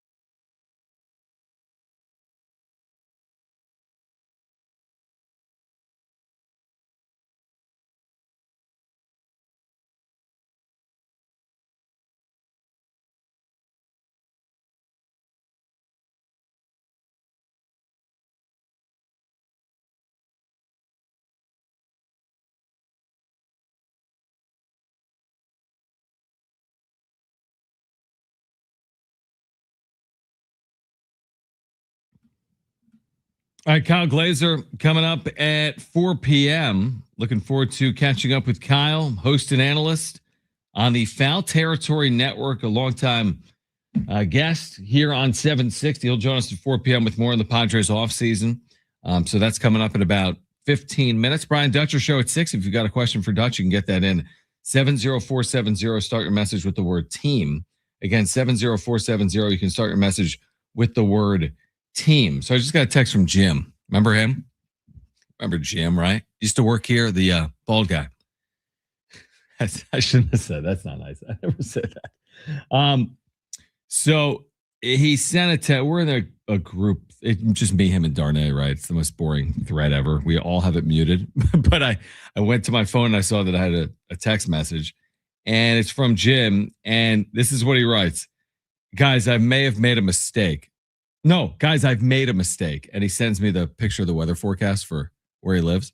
So this is what it is. So Jim moves to Eastern Pennsylvania, north of Philadelphia, which is a tricky proposition. Moving to the east of the Midwest in winter is just dumb if you've never been there. If you're not from there, that's a true culture shock. If you're from there, if you're from Wisconsin, you move to California, move back, well, you know what you're getting into. It's Wisconsin. But if you're from Northern California and spend your whole adult life in Southern California and you move to Eastern Pennsylvania, that's culture shock. If you're going to do it May 15th, right? Give yourself a runway to experience what the East is going to be like, because in the summertime, whatever, there's thunderstorms, but you're going to survive. So he sends me the weather forecast for north of Philadelphia, and it is truly horrific. They're in the midst of a cold spell that's been going on for a long time. It has been colder than it typically is. It's been snowier than it typically is, because where he is, because I grew up not terribly far from there, or spent a lot of time there. Actually, when I was working in minor league baseball, I did. You could go 3-5 years without crazy snowfall. A couple inches here. It's cold in the winter, no doubt. But you could go 3 years without having a snowfall of a foot, for example, in one snowstorm. Absolutely, go 3-4 years without that happening. So he says that they're expecting the most significant snowfall in one storm in a decade. And then you're probably pushing the 15, 20 inch threshold, maybe more. So on Sunday, it says 100% chance of snow, high of 25. Monday, 85% chance of snow, high of 27. Then after the storm on Tuesday, 18. On Wednesday, 22. On Thursday, these are highs, 19. Friday, 23. Saturday, a week from now or whatever, snow and 26. The thing with the snow is you can't take the meteorologist's word for word, because it's a lot like it is out here when, every time it rains, it's the storm of the century, and we're going to get, 12 inches of rain tomorrow. And then what happens? We get like a half of an inch. The same thing happens in like snowy places, to where they'll tell us for a week that, we're going to get, 3 to 4 feet of snow on, over the weekend, and they'll call off school and everything else. And then you'll wake up the next morning expecting to see just, like look like Alaska or something outside. And it's like just enough snow to cover the road and just like a dusting, and nothing happens. Yeah, so, no, you're right. But not every time. Not every time. But lots of the time. But you're right. They're calling this like, and I haven't even followed it at all other than Jim, because he's like, and now he can't believe that this is his life right now. But you know how it is too. Like, and I know Jim goes down this path. They'll start calling it like the storm of the century. And he's like, oh my, like, he's going to freak out. And you're right. And then it could be like 3 inches of snow, and then 42 the next day, and the snow's melted. And to Jim, 3 inches of snow is he thinks that's going to be a lot. Yeah, right. I mean, the thing is, when you like, here's my advice for Jim. Not that he's listening, but if I was talking to him right now, here's the first thing I'm going to do 8 weeks into my Pennsylvania tenure. Might be time to buy boots. That would probably be smart, because you're going to literally die or get frostbite and fall 100 times. Probably get like a shovel, get a hat, like something that covers your ears. Maybe get a scarf, get a new coat. You can't wear your leather coat that you wear in, the Bay Area around Philadelphia, because it's 20 degrees out. So like, he thinks, he's like, well, gas is so much cheaper. I'm like, yes, your cost of living has gone down from Southern California to Eastern Pennsylvania, no doubt. But you do need to make the initial upgrades of spending like $1,000 on coat, boots, hat, scarf, shovel, all those things. That, yeah, gas is less expensive, but if it's snowing, you're not going to be able to drive anywhere, so it doesn't matter. He's not even using it. Exactly. So I know Jim, and I'm sure he's consuming this news like 24/7. And like weather.com says, prepare now for major snow and ice. So he's probably like hunkered down. I don't even think this storm is, what day is it? Thursday? The storm is supposed to hit like Sunday. So it's not a hurricane. He's not going anywhere, right? So he's just going to like get some food. Well, that's why I think it's funny too that, this would be understandable. Like this weekend or this week, like in Texas, they're supposed to get like weird snow and ice, stuff like that and ice. So that's understandable because they don't get stuff. That'd be like if all of a sudden we got snow and ice in San Diego tomorrow. Yeah. Then just totally justifiable. Yeah. Lose your mind. Of course. It's Philadelphia in the middle of January. Every winter there'll be some amount of snow. This isn't to everyone else that has lived there that isn't Jim, that is only known California. Right. This is just going to be another weekend in January. This isn't going to be the storm of the millennium, or it's just going to be another, Saturday in Philly. What I do wonder, like if you're Jim, because we know Jim and our listeners know Jim. If you're Jim, what on earth are you thinking? Like 8 weeks into, he moved out there Thanksgiving, Christmas, but in that realm. So whatever, that's 8 weeks ago or whatever it is. And it's been cold. Obviously, it's the winter. It's the Midwest or the Northeast. It's not going to be hot this time of year. So it's been cold and it's dark and it's dreary and it's a whole new culture. I mean, yeah, it's the same country, but give me a break. They're completely different. Southern California is not Eastern Pennsylvania, just like Milwaukee, Wisconsin is in Miami, Florida, right? Each of these locales has their own, set of, they're unique. So what on earth is he thinking? As someone that has spent his entire life, I'm talking about childhood and adulthood in California, okay?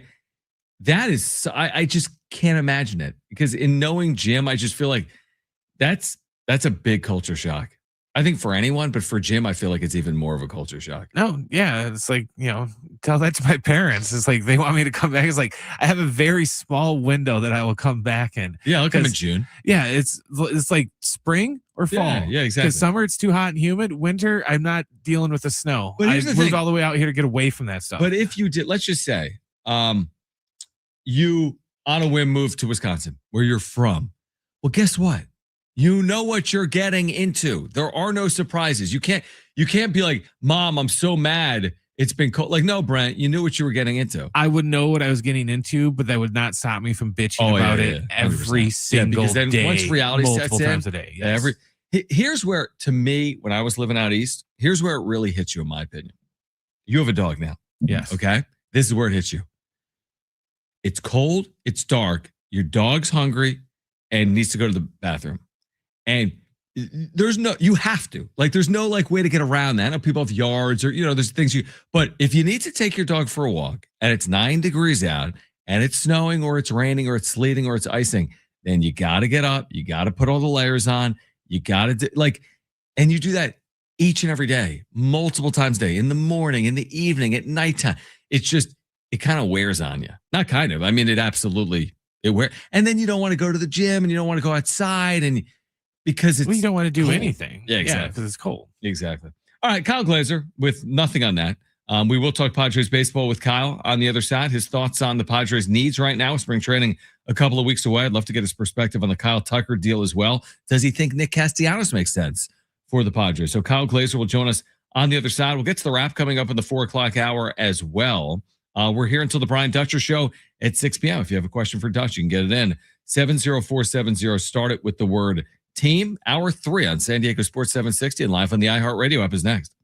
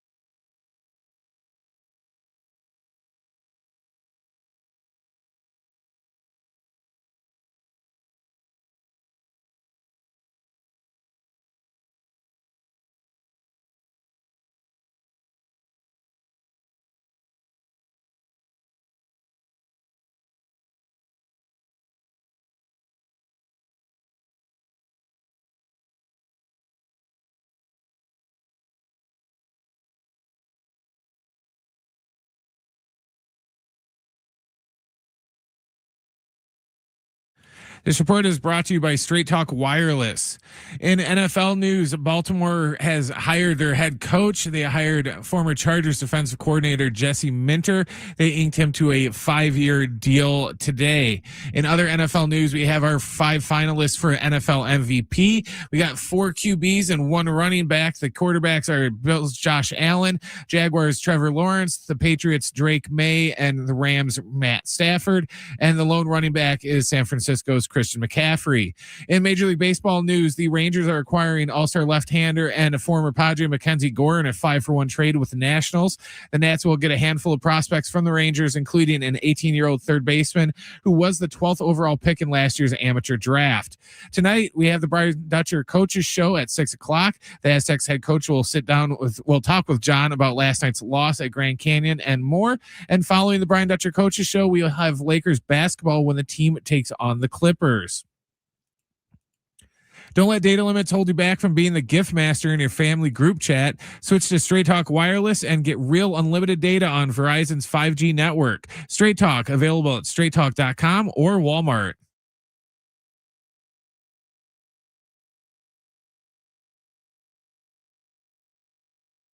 All right, Kyle Glazer is going to join us momentarily. He is a hosted analyst on the Foul Territory Network. I love his perspective on all things baseball, specifically with the Padres, of course, here in San Diego. But he is great on all things major and minor league baseball. So we'll catch up with Kyle Glazer. We've got the wrap coming up in about 15 minutes. By the way, 20-year anniversary of Kobe's 81-point game is today. That we'll touch on during the wrap coming up in 15 minutes. But we have Kyle Glazer, again, a hosted analyst on the Foul Territory Network, a longtime guest right here on San Diego Sports 760. And great to have Kyle back with us. Spring training just a couple of weeks away, believe it or not. So, Kyle, first of all, hope you're doing well. Padres fans obviously clamoring for the start of another season, still hoping to see the way this roster gets completed. What do they still need from your seat watching this offseason play out? What would you like to see the Padres still address? Yeah, there's 2 big needs. First and foremost, one more starting pitcher. You can never have too much starting pitching. And just especially given the fact that Michael King is coming off a year where he was on the injured list for essentially 3 months.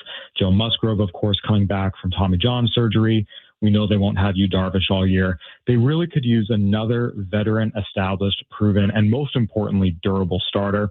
Then you'd like to see them add a right-handed bat that in a perfect world plays first base and can mash. You can either make him your everyday first baseman and have Gavin Sheets be your DH, or you can have them go back and forth between first base and DH.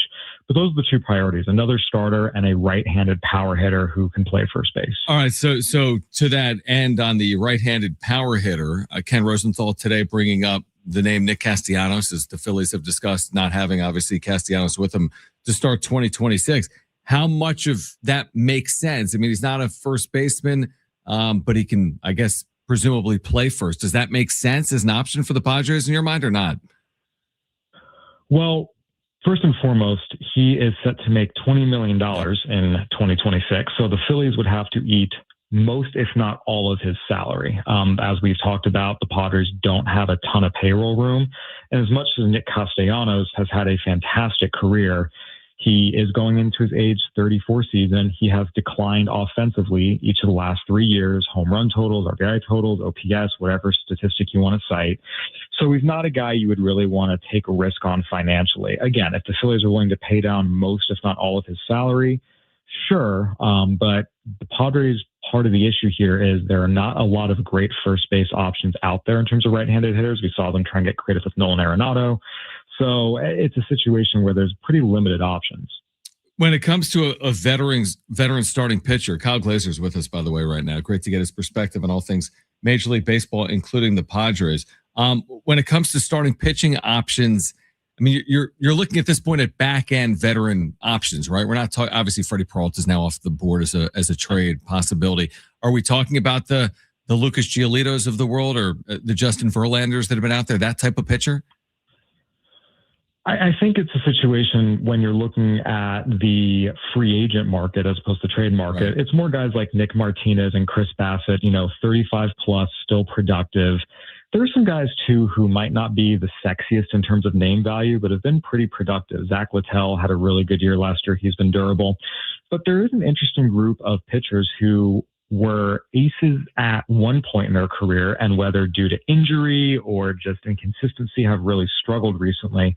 The Padres have had a lot of success with pitchers like that, helping get the most out of them, whether it's the Walker Buehlers, whether it's the German Marquezes. Those are the kind of guys that, the Padres could certainly take a chance on and try and get back to their previous form. They've done that successfully with other pitchers before. John Gray falls under here as well. So there are some veteran options, both in terms of back-end guys and maybe some guys who have shown frontline ability in the past and just need to rediscover it. That's good insight and perspective from Kyle Glazer, again, hosted analyst on the Foul Territory Network. You mentioned Michael King. I think a lot of Padres fans, rightfully so, were excited to know that King would be back for at least 2026.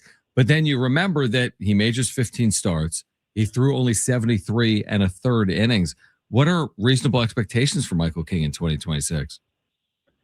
Yeah, his injury with the nerve was such a freak thing as opposed to something that is, potentially scary and chronic. I think it's reasonable to expect him to go back out and, make, again, 30 starts is obviously ideal like he did 2 years ago. He's certainly capable of doing that. I wouldn't worry too much about that. And then the knee injury was a function of him coming back too quickly. So I think it's reasonable to expect him to be able to hold up over, another 160, 170 innings, just because it was more of a freak injury as opposed to anything chronic. Right, which would be massive, obviously. And the Padres could sorely use it in 2026. What about a guy coming off Tommy John like Joe Musgrove? He's had the full amount of time, obviously.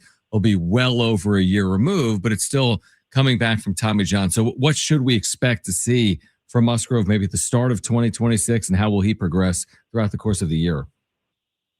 Yeah, the fact that he's had more rehab time, again, the timeline's typically 12 to 18 months, and he's going to be closer to the 18 months just given the timing of his injury, should help. But we see this pretty often with guys coming back from Tommy John, that takes a little bit for them to get their command back, to really have confidence in letting the baseball go. So it would not surprise me if, whether it's the first month or even the first couple months, maybe it's a little bit up and down, but by midseason, he finds that top line form we've seen from Joe Musgrove in the past. So again, if he's able to come back and hit the ground running, that would be awesome. But I think it's, just looking at the past, I would say, expect there to be some ups and downs early. And if he's able to exceed that, great. Kyle Glazer with us right now on San Diego Sports 760. Looking around the NL West, specifically what the Dodgers have recently done with Kyle Tucker. Just what's your reaction in general to Tucker joining the Dodgers lineup? Maybe the contract as well, but just the impact that Kyle Tucker is going to have on a team that's already obviously at the top of the sport. Yeah, when healthy, Kyle Tucker is one of the best and most dangerous hitters in baseball. We saw that in Houston. We saw that in the first half with Chicago last year. He got hurt and really struggled in the second half. But look, the Dodgers, the two-time defending world champions, and they have made themselves an incredibly attractive place for players to come, both because they win and pay at top of the market, but also because they really take care of their players and provide them with a lot of the best technology and coaching out there. So, look, this is a case of the champions getting even more dangerous, and it's going to be on everyone else in baseball. NL, AL, pick your favorite team. Everyone is chasing the Dodgers, and taking them down just got that much more difficult with the addition of Kyle Tucker, not to mention Edwin Diaz. Yeah, that's a really good point. Well, back to the Padres momentarily. I don't know if I'm sure we have at some point this offseason, but when you found out that it was Craig Stammen as the next manager, again, I think he's turned to Mike Schilt to some extent, maybe a little bit this offseason. What type of manager do you think Craig Stammen, do you have any feel for the type of manager that Craig Stammen wants to be or can potentially be with the Padres? I think just in terms of who he is as a person, right? We know this. Craig Stammen is a very genuine individual. He is a natural leader of men. We saw that during his playing days with the Padres. And look, he's a very smart baseball mind from his career as a player to some of the work he did in the front office. So again, getting a manager who's genuine and knowledgeable and ultimately, is someone that can lead men, that's important. In terms of strategy, in terms of preferences, we're just going to have to wait and see. At this point, everything is guesswork, and, you can always have a plan of what you want to be, but when you do a job for the first time, plans can go out the window pretty quickly. So I think it's really going to be wait and see in terms of how he acts strategically, what decisions he likes to make. But from a personality standpoint, all the pieces are there for him to be successful. Yeah, it's going to be fascinating to watch it play out. Again, Kyle Glazer with us, host and analyst on the Foul Territory Network, with us right now on 760. Do you have any thoughts on what's played out this offseason with AJ Preller? The fact that there's been no extension to this point. He's under contract, obviously, through 2026.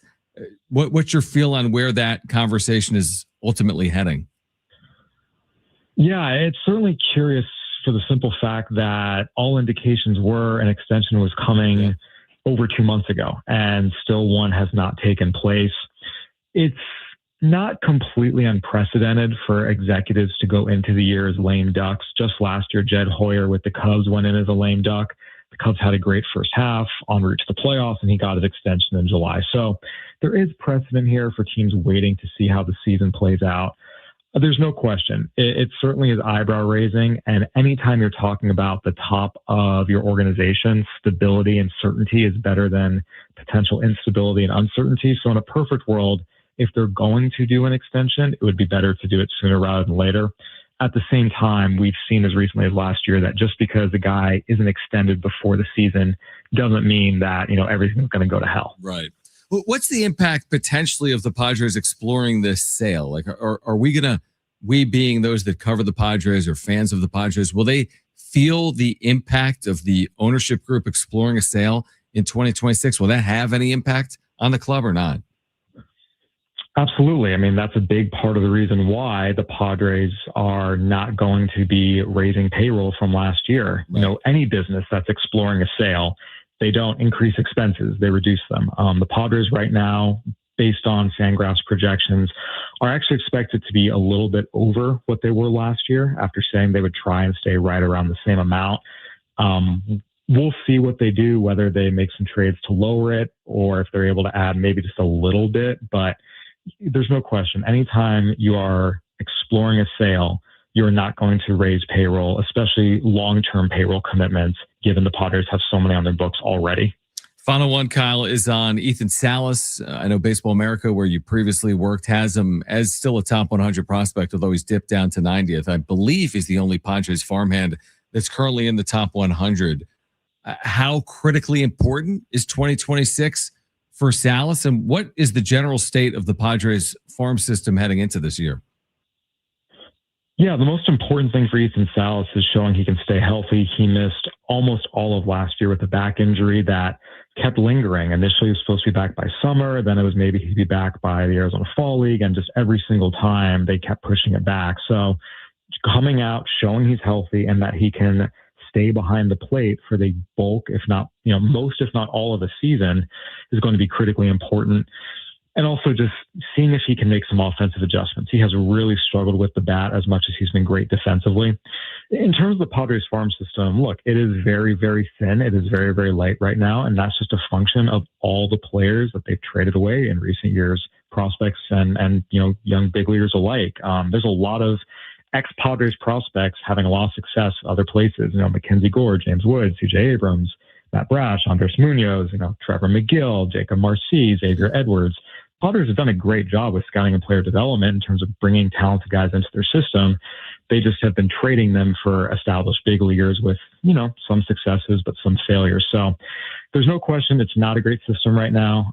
You have a couple of interesting arms. Ethan Salas is really the only position player. And in terms of the long-term outlook for the Padres, they need to add more. Great perspective. That's why we love having you on. Kyle Glazer, host and analyst on the Foul Territory Network. Kyle, hope all is well. Look forward to doing it again as we get closer to the season. And thanks for hopping on as always. My pleasure. Anytime. All right. Great stuff from Kyle Glazer. We're going to react to that on the other side. Plus, get to the wrap coming up next. Brian Dutcher Show at 6 p.m. You can get your questions in at 70470. Start your message with the word team. You're listening to San Diego Sports 760. We're live on the iHeartRadio app.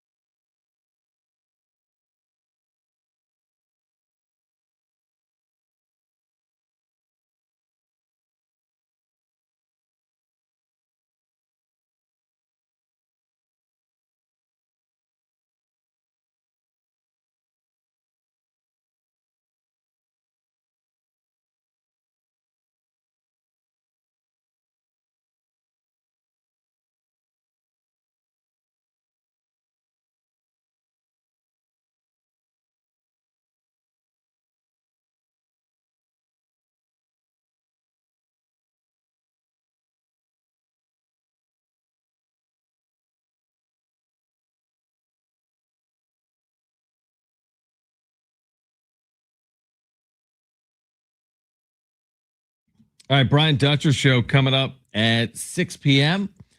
Looking forward to having Dutch back with us. Man, after last night, tough loss at Grand Canyon. Brian Dutcher on the show coming up again at 6 p.m. for the Brian Dutcher show right here on San Diego Sports 760. Again, the Aztecs have UNLV on Saturday at 1 o'clock in Vegas. Pregame coverage will begin at noon. I'm getting to Vegas tomorrow night after the show.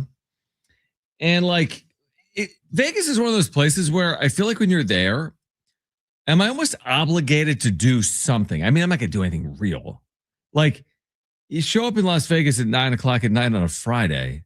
Do I just go to the room and prep for the game, or do I go to dinner or something? Yeah, I'll probably get dinner. That's probably what I'll do. Go out for dinner. Walk around a little bit. It's probably cold, right? January in Las Vegas. Does it ever get cold in Vegas? In the winter, yeah. Oh, okay. In the winter, it does. Like, I'm going to type in Las Vegas weather. I mean, I don't think it's going to be Philadelphia with 40 inches of snow. You know what? To your point, 63 tomorrow, 57 and sunny Saturday. So it's not. No, I think it can get cold, but it's not going to be freezing when I'm in Las Vegas. So yeah, we'll see. We'll see. I feel like, again, like when you're in Las Vegas, you kind of have to do something when you're in Las Vegas. All right, Brian Dutcher coming up at 6 right now. Let's get to this. It's time for the wrap. Presented by Sombrero Mexican Food. Check out their website at sombreromex.com.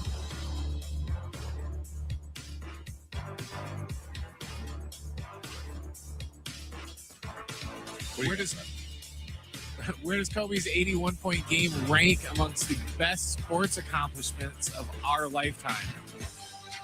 All right, so I do remember this vividly. Yeah, I was running the board for it. Yeah, were you? Is that right? Yeah. So this is 20 years ago today. I didn't recognize that until I saw it. Oh, maybe not 20. I think it's a different game. Yeah, I mean, he's had so many moments, obviously.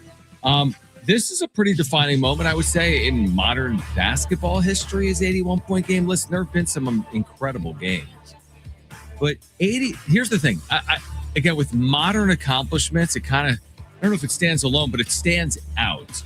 It's hard when you get to other sports. Like me and you, we're not diehard like golf fans. So like, it's hard for me to be like, well, Tiger did this on a Sunday. That's hard for me.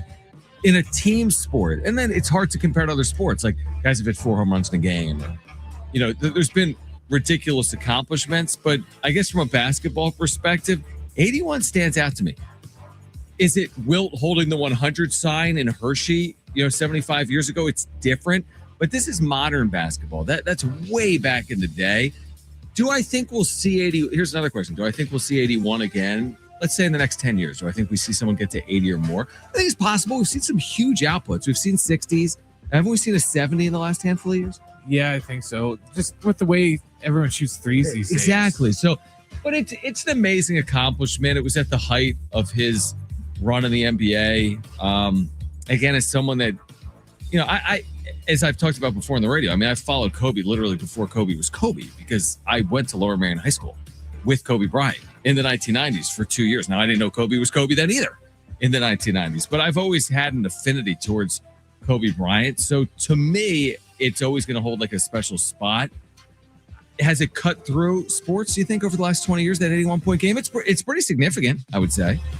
Yeah, and for me, I think it's more significant than the Wilt 100 game, just for the fact of, one, Kobe shot jumpers, but two, that 100 game, that was a 7-footer playing a game against a bunch of 6'5" dudes in there, and that'd be like if I played against a bunch of third graders. It's like, it doesn't matter how bad I am, I'm going to just dominate because I'm taller than them. So I think the Kobe one sticks out more. Just because I think it took more skill because he had to make jumpers and he had to shoot a lot. Before 3 seconds in the lane, presumably, Will Chamberlain when he scored 100, I would assume. Yeah, I think so. Rules of change. I mean, still 100 points, 100 points. Oh, yeah. But yeah, to me, the 81 in the modern game, it sticks out as special. Next question. Is Saturday a must-win game for the Aztecs? I'll talk a little bit about this coming up in the second half of the Brian Dutcher show. I think from a net large perspective, you kind of have to have it. Like at some point, you're just not going to have the cards in your favor, no pun intended, with it being Las Vegas. I don't think it's a death knell from an at-large perspective, but you're then looking to win games like at the Pit against New Mexico and in Logan against Utah State. Maybe you would need both of those. And that's hard. So I think the easier path is just beat UNLV on Saturday. Like, it wouldn't be perceived as a good loss, even though UNLV is playing well. So, no, of course, not must win. There's other paths to the tournament. They could win in Vegas in the Mountain West tournament. But from a late January, perspective, it's an important game. And it's a very important game coming off a loss. Maybe if they beat Grand Canyon, you could afford a slip up. Having lost to Grand Canyon, you could use the benefit of a win on Saturday afternoon. Next question. Who goes further in the playoffs next year, the Ravens or the Chargers? All right, so the reason we asked is the Ravens hiring Chargers defensive coordinator Jesse Minter, who's been with Jim Harbaugh for a number of years now through Michigan and with the Chargers. Listen, I thought the Ravens were very disappointing this year. Obviously, everyone had them in the postseason before the season started. They still could have made it as late as the last week of the year, if not for a missed field goal. Am I choosing the way the Ravens are built with the quarterback of Lamar Jackson, or the way the Chargers are built? They've got payroll flexibility. They have Justin Herbert, who hasn't yet won in the postseason. That's a toss-up to me. You got the first-year head coach in Jesse Minter, but you have Lamar Jackson. Then you've got veteran coach in Jim Harbaugh with the quarterback that hasn't yet won in the postseason. I mean, maybe they play each other like in a divisional round or wild card round next year. I mean, I always would say 51-49 Chargers over Ravens with the veteran head coach over the first-year head coach in Jesse Minter. What do you think? I'd probably go with the Chargers just because I have more faith in Harbaugh than Minter. He hasn't had a head coaching job yet. Kind of feels like the Chargers could use a playoff win under Jim Harbaugh, just like a wild card win. Well, Justin Herbert needs a win. He's 0-3, right? He doesn't care if it's a wild card. He just needs a win. People get off his back. Yeah, I could see both, being in the wild card round and maybe the divisional round. But that's a tough question. Final question. Will the Padres win? Wait for it. 90 games this year. The age-old question. Let's answer that on the other side.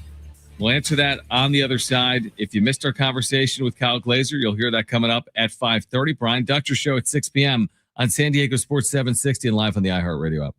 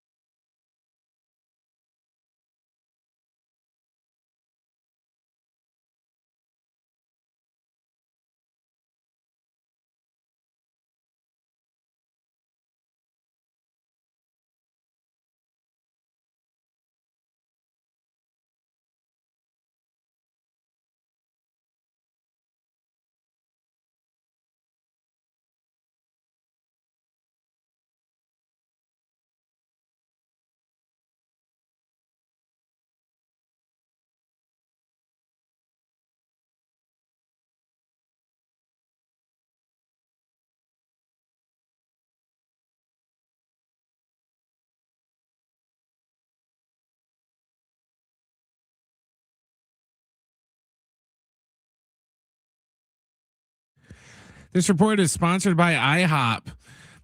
In NFL news, the Ravens announced today that they hired former Chargers defensive coordinator Jesse Minter to be their new head coach. Minter met with the team yesterday before signing a 5-year deal today.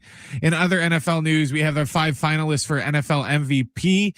They are quarterback Josh Allen, Trevor Lawrence, Drake May, and Matthew Stafford, and the lone and non-quarterback 49ers Christian McCaffrey. In Major League Baseball news, the Rangers are acquiring all-star left-hander Mackenzie Gore. In a 5-1 trade with the Nationals, the Nats will receive a handful of prospects from the Rangers, including an 18-year-old third baseman who was the 12th overall pick in last year's amateur draft. Coming up tonight at 6, we have the Brian Dutcher's Coaches Show. With John, we'll sit down with the Aztecs head coach to talk about last night's loss to Grand Canyon and more. And following the Brian Dutcher Coaches Show, we have Lakers basketball when the team takes on the Clippers. Introducing the IHOP value menu. All your breakfast favorites like pancakes, eggs, bacon, or French toast are just $6 every day. Get a big filling sit-down breakfast for only $6. Go to your happy plates with the $6 IHOP value menu, available every day at IHOP.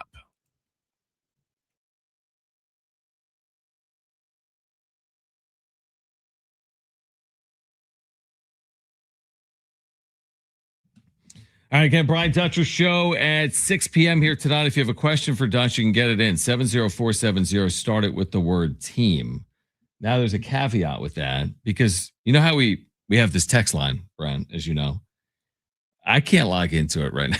No, I couldn't get into it earlier. I don't know if I'm like locked out or something. So anyway, an email has been sent to you. Please use the receive code to log in.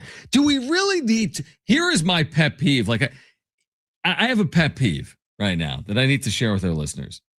Is there anything more annoying in our day-to-day lives than two-factor authentication? I know people driving around right now feel the same way. Why do I need a extra layer of security for on everything? My text line for my email address? I get it. We're in a world where identities are stolen. We understand it. All right. I get it. Does anyone want to have their bank information out there and have their debit card used by a criminal? Or no, of course not. Nobody wants that. Nobody wants to have that type of situation unfold. But like, you know what? Are we willing to risk it a little bit with our company email? Like I've already put in my username and password. Do I now need to get a text message just to get my email for the day at work? It's just one of those things in life that I'm like, I only have so much time for it. And two-factor authentication is like, again, has it saved people frustration? Has it prevented you from getting hacked on Facebook or Google? Probably. And nobody wants that. Nobody wants to be hacked. So I understand that. But I'm like, certain things we really need to use two-factor authentication. All right. So we've been a little bit all over the place here today, starting with the Aztecs who lose last night at Grand Canyon, touching on the fact that Ken Rosenthal linked the Padres to Nick Castellanos. We talked about the Ravens hiring Jesse Minter. The Chargers DC is their next head coach. The thing that we haven't really touched on is we spent all this time, like a couple days on Freddie Peralta. Mentioned the fact that Mackenzie Gore was traded today, right? So you have this former Padre top prospect. And we just talked to Kyle Glazer, and Kyle's like, listen, the system is not what it used to be. It's understandable. They've traded away a lot of pieces in their system to help address needs at the major league level.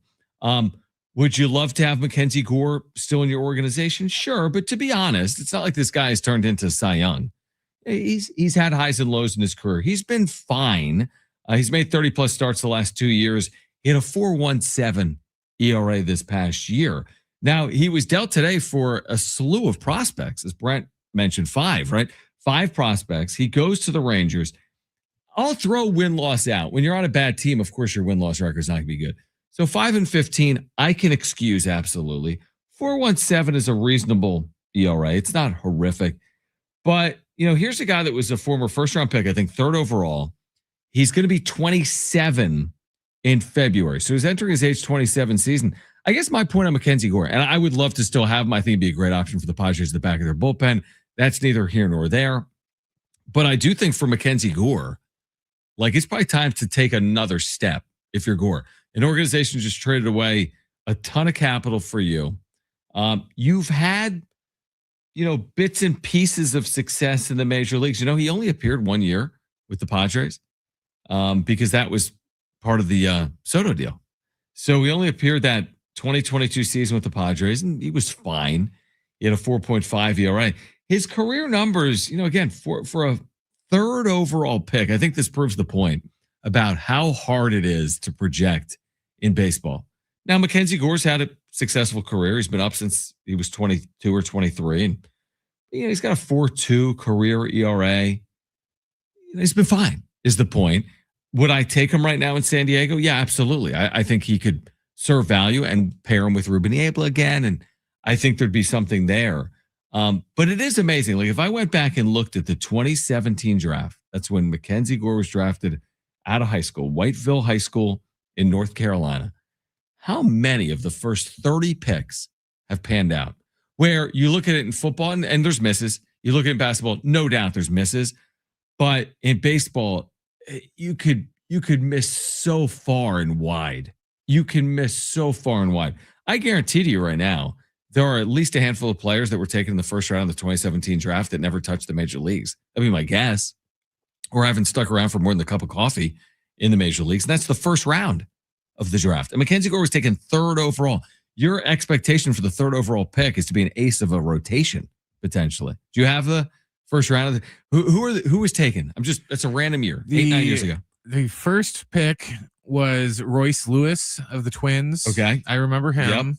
Yep. Then Hunter Green of the Reds. He's still around. Yeah, he's absolutely. A big deal. Then Mackenzie Gore. Then Brendan McKay went to Tampa Bay. He's the first baseman / pitcher. Kyle Wright, Austin Beck, Pavin Smith, Adam Hasley. Oh, yeah. Keston Hira, the former Brewer. Jake Berger. It's not a lot.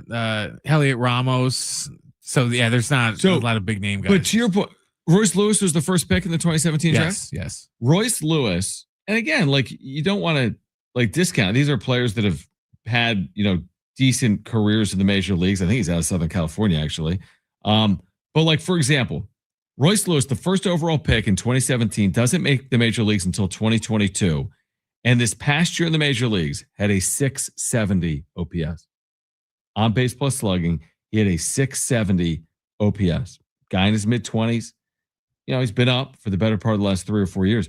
But think about that. Compare it to football. If you're going to draft first overall in football, for example, this April, you're the Raiders, and you've got needs and you need a quarterback, and you've got this Heisman winner who played in Indiana, just won a national championship. You're not drafting Fernando Mendoza to get a guy, maybe he can help us, or maybe in a couple of years he pans out. You're hoping to get a franchise quarterback. Now, it's not a guarantee. We've seen tons of busts. Look no further than the Raiders with Jamarcus Russell going back 20 years. So we've seen busts. NBA, same thing. Yes, you have LeBron James, but then you have Kwame Brown. And who was that? Remember the UNLV? Speaking of UNLV, the Aztecs were there Saturday. They had a first overall pick in the last 10 or 12 years. Did they not? Yeah. That didn't pan out. Because he went to Cleveland. Yeah. How bizarre is that, though? Anthony Bennett in 2013, so just 13 years ago, was the first overall pick to your point, to Cleveland out of UNLV. Now, what did he do? Nothing. Absolutely nothing, right? In the NBA. He spent parts of 2 seasons in the NBA. That's incredible. So I don't even know if I'm proving my point. What my point is it is unpredictable when it comes to the Major League Baseball draft. I think it's more predictable when it comes to the NFL and the NBA, but maybe I'm disproving my point, truthfully. Well, you know who else was in that same draft? Second round, pick number 39. Who? Campy. Oh, Luis Campusano was taken in the 2017 draft? Yeah. That's interesting. He was the 39th pick. Which I guess also maybe proves my point that you got, here's a guy that's never panned out. He was taken with one of the top 40 picks in a draft back in 2017. So I don't know. I guess what I'm saying with Mackenzie Gore, you wish him well. He's in the American League. He's 26, 27 years of age, former first round pick of the Padres. I think a lot of Padre fans had high hopes for Mackenzie Gore. Traded him rightfully so in that deal. Kind of held out hope maybe they would get him back. There's been the speculation on his future and where he would land. But again, I would say it's a big year. coming up for Mackenzie Gore, coming off a couple of just average years in the big leagues with the Nats. Okay, I was joking about Campy being the steal. The 862nd pick, Tariq Skubal. Amazing. Unbelievable. Isn't that that's incredible? Round 29. Yeah, like put that in perspective. Tom Brady was taken in like the late 100s or early 200s, right? In the 6th or 7th round, he was taking whatever it was, 180, 190, 200. Tariq Skubal was taken 800 something players were taken before one of the best pitchers of our generation. All right, we're going to get back to the Aztecs on the other side. What Brian Dutcher had to say postgame after the Aztecs' heartbreaking loss at Grand Canyon. You'll hear from Dutch postgame. Dutch will join us live coming up at 6 p.m. as the Aztecs turn the page from the Grand Canyon game and look ahead to UNLV on Saturday at 1 p.m. But we'll hear from Dutch, his postgame reaction to last night in Phoenix, a heartbreaking 70-69 loss. That's next on San Diego Sports 760.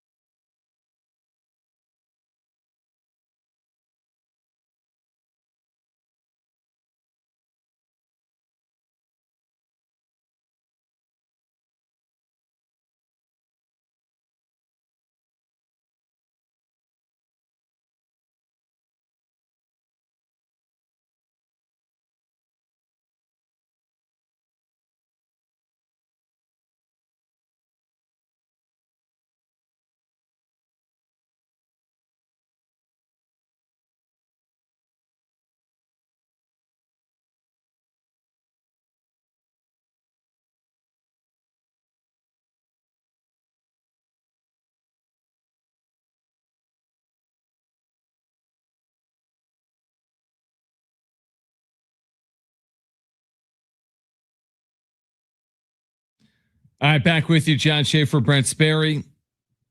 With you here until 6 p.m. John Schaefer, Brent Sperry, Brian Dutcher show coming up at 6. Now, before we hear from Dutch live tonight, coming up at 6, I do want to share what he had to say post-game last night. Now, this is, the immediate aftermath of what was, truly a kind of a crushing loss. Like, you come back from 12 down, final minutes, hostile environment, as hostile as it's going to get. It really is. And you've taken a 1-point lead in the waning seconds. Then you get a stop. And you're holding the ball in the final seconds, and BJ Davis gets fouled at 7.7 seconds. Now, he's been a great free throw shooter. He's shooting a 1-and-1, though. Imagine the pressure. Now, you're up a point. He misses the front end. Like, it hits kind of all parts of the rim and doesn't go in. And then Grand Canyon races down the floor with their point guard, Mekhi Williams, and he draws a phantom foul, is what it was. With 1.8 seconds to play, controversial, beneficial for GCU nonetheless. They hit 2 free throws. They eventually win the game. Reese Dixon Waters has a 3-point try at the buzzer off the side of the rim from about 30 feet out. So I caught up with Brian Dutcher postgame for his immediate reaction. Again, he'll join us live coming up at 6 p.m., but this was Dutch postgame last night. Yeah, obviously, John, we weren't at our best today, and give Grand Canyon a lot of credit. They were a big reason for that. But we never gave in. We fought our way back. We took a lead, had a 1-and-1 with 3 or 4 seconds to go and missed it. And then they went downhill, and they got fouled at the other end. I haven't watched it to see, but, hard-fought game in the Mountain West. And, we can't dwell on it. That's what I told them. Yeah. We play Saturday against a talented team on their home floor, and this is the Mountain West. So, yeah, you want to win them all, but we've won our fair share of close ones. We had a 1-on-1 to try to put it away, and it didn't happen. So now we move on, and we get ready for UNLV. This was a night where you didn't have Magoon Guath. You really had Tay Simmons emerge and give you good minutes. He had some huge buckets down the stretch. What can you say about the performance of Tay tonight? Yeah, Tay was great. Tay stepped up and played real physical, had some great putbacks, and was a factor in the game. And so proud of Tay and the job he did. And, when we go back and watch tape, sometimes you just sit there and you recollect after the game. You think you know what's going on and what's happened. But I'll watch the tape, and I'm sure I'll find things that we didn't do well. They were just driving the ball. We knew that. And we didn't do a good job. Talk to them constantly about playing angles, where we wanted the ball to go, and it kept going where we didn't want it. And so we have to take some responsibility for that, following a game plan better defensively.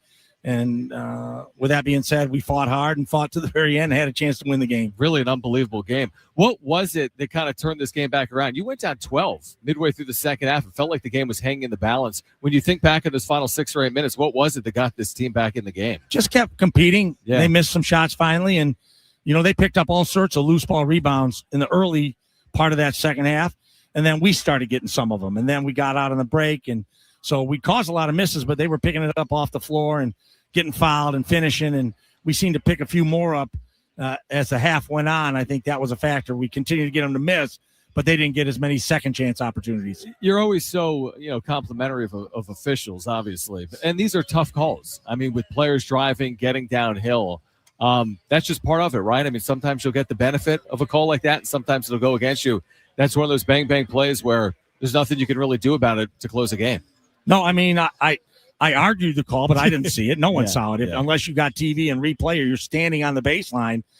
From my angle, I couldn't tell if he got fouled or not. I fought like he didn't, but I didn't see it, and I'll watch it on tape, and then I'll know if he did or not. And same thing with BJ. He fell down. I'm sure they felt he tripped on his own, and we got a 1-on-1, and we didn't make it. So that's basketball, and it can be ecstasy or agony in a matter of seconds, and that's what it was. And so, like I said, it's a long Mountain West season. We know how competitive it is, and we can't let this game cost us the next game because we sit here and we fret about it and obsess about it. We have a game plan to put in against a team that played yesterday, has an extra day to get ready for us, extra day of rest, and playing at home. So we have to get home, concentrate on a game plan, and get ready for the next one. Dutch, always appreciate you taking the time. Just a wild game tonight in Phoenix. The Grand Canyon ends up winning 70-69. We appreciate it. We'll see you in Vegas on Saturday. Thanks, John. All right. So always so gracious this time. There's a lot of coaches in the country, and I don't take this for granted because I've been other spots.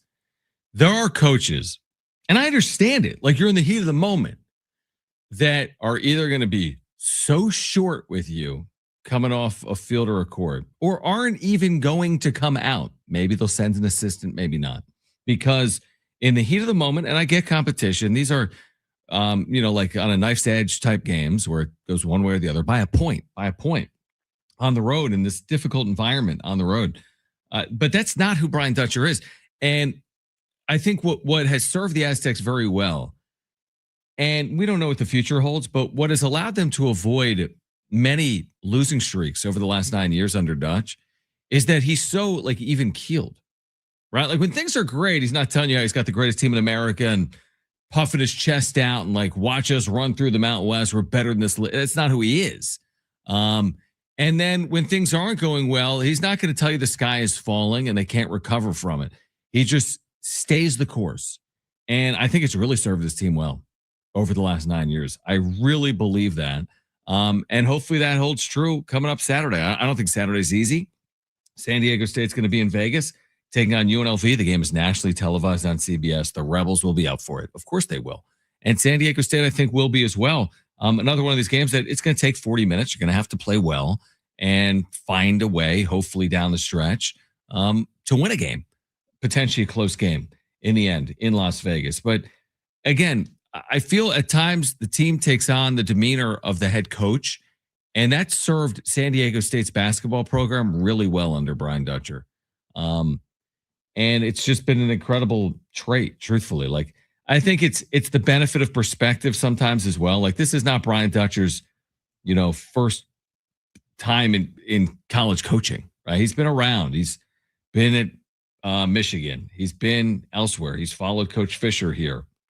And yeah, I don't know. He just has a good feel, obviously, for how to do the job that he's doing. And last night was tough. I mean, it was really tough. I think from a fan perspective, if you're a media member, if you do the job that I have, you're left with like your jaw kind of drops. Like, are you serious? They lost on that foul? Like, after 40 minutes of game action, that's how they lost this game. But I don't think that was really the immediate takeaway from Dutch last night. So we'll see how the Aztecs recover. Again, he's going to join us live for about 30 minutes coming up tonight at 6 p.m. So looking forward to that. Brian Dutcher on the show coming up at 6 p.m. here tonight. If you missed Kyle Glazer, used to be with Baseball America, great resource for Padres fans. You'll hear a conversation coming up at 5:30. Plus, coming up next hour, what Ken Rosenthal had to say about Nick Castellanos' future and if he could potentially be tied to the Padres in 2026. Also, the Baltimore Ravens have made a coaching hire. We'll get into the NFL as we approach championship weekend in the 5 o'clock hour as well. But we'll hear from Kyle Glazer in the 5 o'clock hour. Brian Dutcher will join us live at 6 p.m. with the Brian Dutcher Show here until 6 o'clock tonight. Then the Brian Dutcher Show. Stay with us next hour. Coming up next on San Diego Sports 760. We're live on the iHeartRadio app.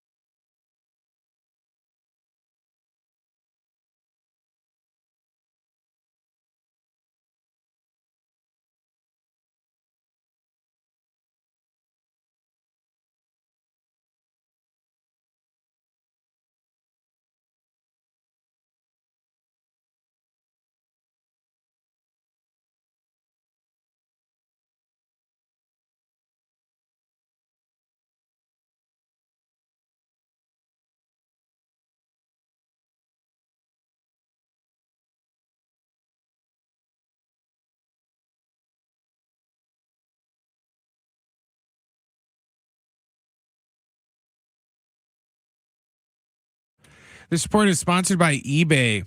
In NFL news, the Baltimore Ravens have hired their new head coach. They have chose former Chargers defensive coordinator Jesse Minter to be their coach. They signed him to a 5-year deal today. Minter had previously coached with the Baltimore Ravens from 2017 to 2020. In other NFL news, we have our 5 finalists for NFL MVP. They are Josh Allen, Trevor Lawrence, Drake May, Matthew Stafford, and the lone running back of the group, Christian McCaffrey. In Major League Baseball news, the Rangers are acquiring all-star left-hander and former Padre Mackenzie Gore for a 5-for-1 trade with the Nationals. The Nats will receive a handful of prospects from the Rangers, including an 18-year-old third baseman who was the 12th overall pick in last year's amateur draft. Tonight at 6 o'clock, it's the Brian Dutcher Coaches Show. The Aztecs head coach will talk with John about last night's tough loss at Grand Canyon and more. And following the Brian Dutcher Coaches Show, we've got Lakers basketball when the team takes on the Clippers. Imagine what you can find on eBay, like a rare hologram trading card that you've become totally obsessed with. Shiny like that designer handbag of your dreams. eBay has it. They even have the perfect parts that will fit your car. Millions of finds, each with a story. eBay. All right, final hour here on San Diego Sports 760. We will have Brian Dutcher with us live at 6 p.m. I see some of the questions now on the text line, so I'm into the text line. If you've got a question for Dutch, we'll get to that tonight. You can get it in right now. 70470. Start your message with the word team. Again, if you have a question for Brian Dutcher, he'll join us live in 1 hour. Get that question in right now. You can ask the question and then listen back in the iHeartRadio app if you're not in your vehicle or listening at 6 p.m. But you can get your questions in right now. 70470. Start it with the word team. If you missed Kyle Glazer, used to be with Baseball America.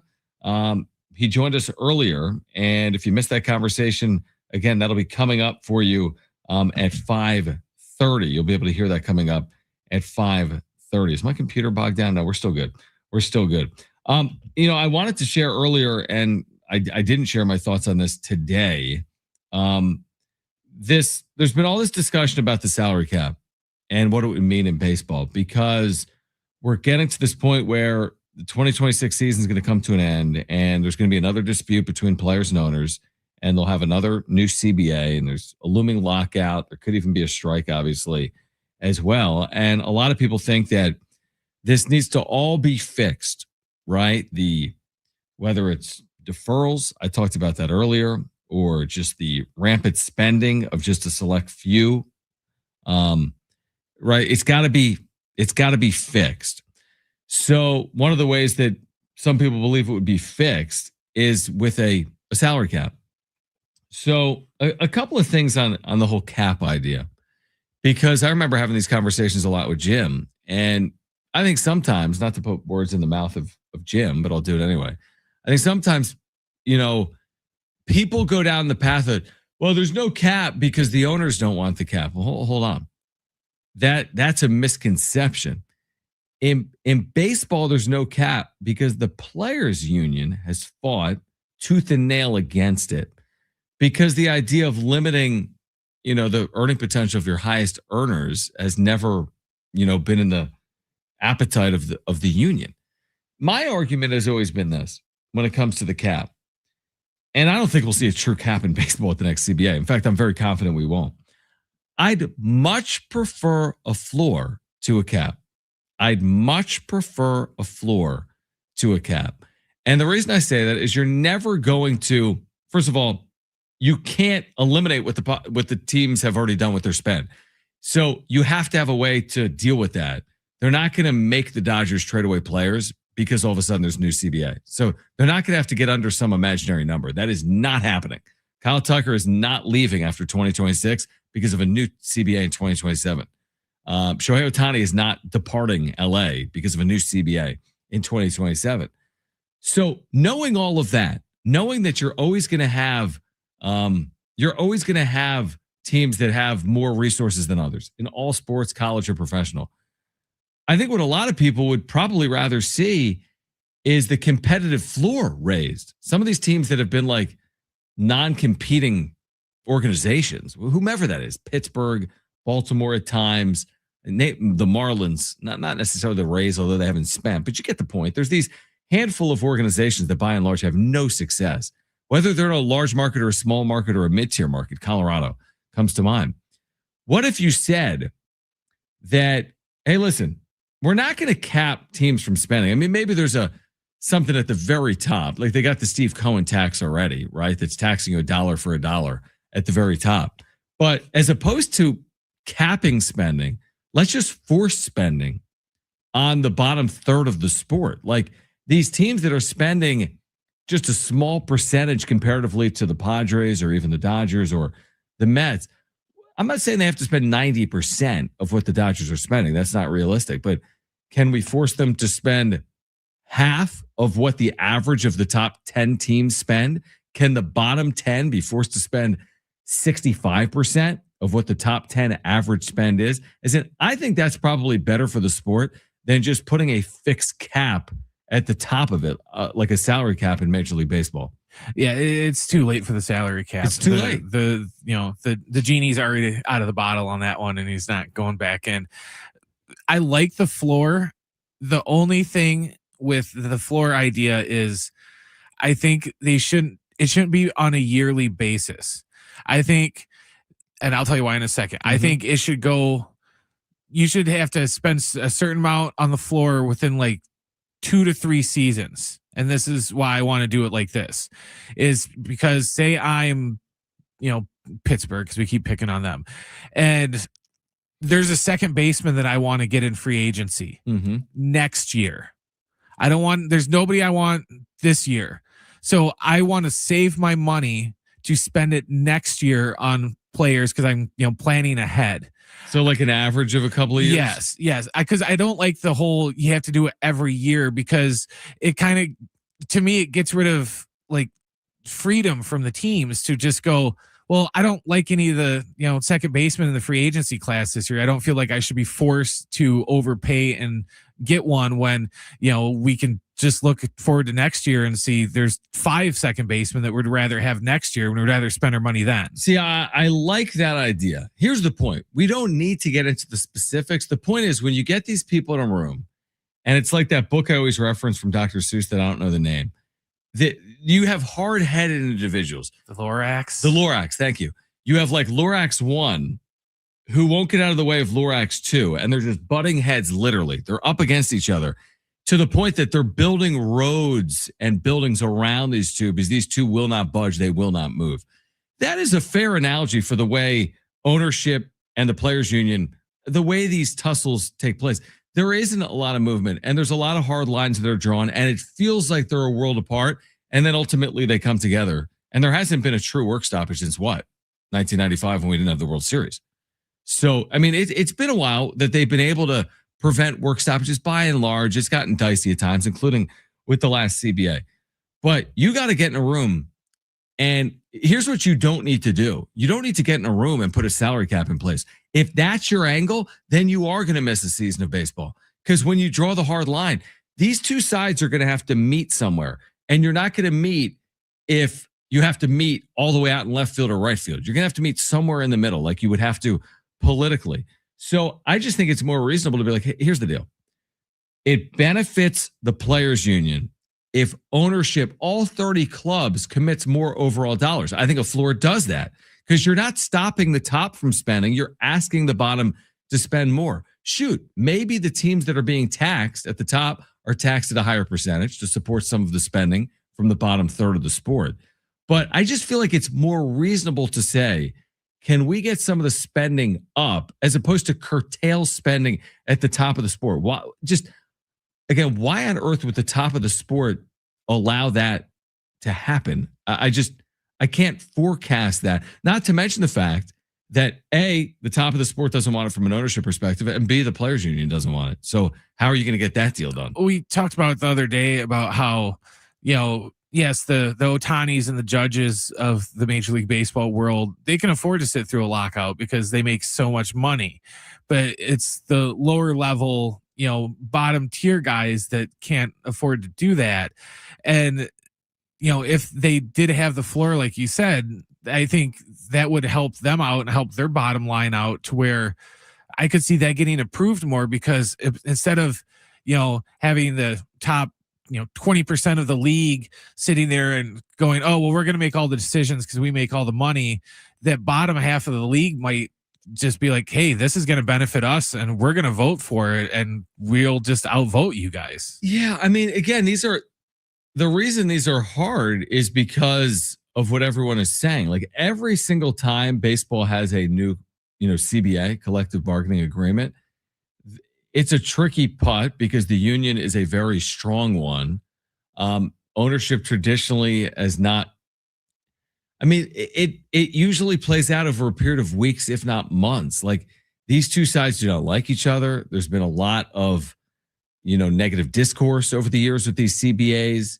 So, I don't think it's going to be easy. I'm hopeful that we're going to avoid a work stoppage. Like there's a lot of people, especially on social media, or people that do what I do for a living, what we do, that like put their foot, like, trust me, there's going to be a stoppage. Believe me, this is a nightmare. But we said the same thing 5 years ago. I remember it. Everyone's like, trust me, there's going to be a long stoppage and they're not going to be playing. And then they got it done. Now they had to work in a couple of extra doubleheaders and they were right up against it when they did it. That might happen again. And I'm not telling you they're not going to miss games. Maybe they do. Maybe the 162 becomes 154 for a year. Maybe it's even shortened from that if it's for theoretically the betterment of the game.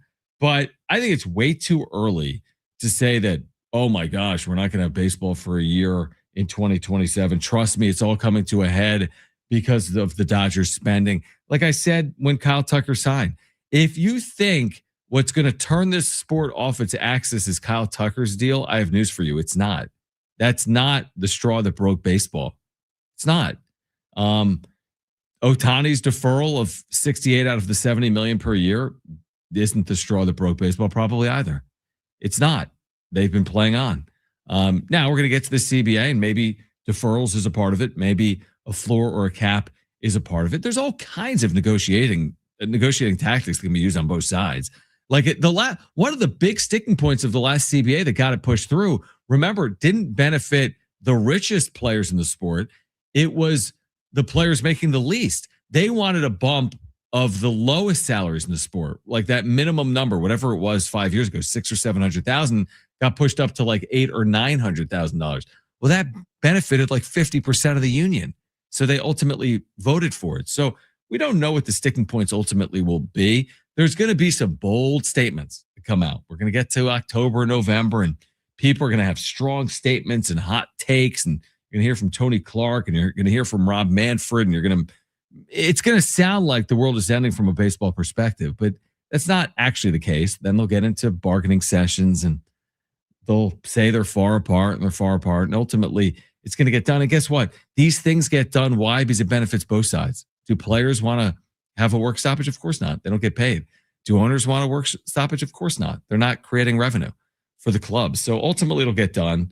And I'm not as concerned as I think a lot of people are. Like a lot of people are like, Kyle Tucker deal, trust me, no baseball in 2027.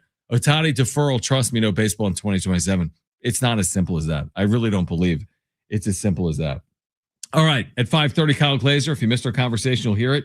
Great perspective on the Padres heading towards spring training. You'll hear that at 5:30. Brian Dutcher show at 6. If you've got questions for Dutch, you can get them in right now on our text line, 70470. Start your message with the word team.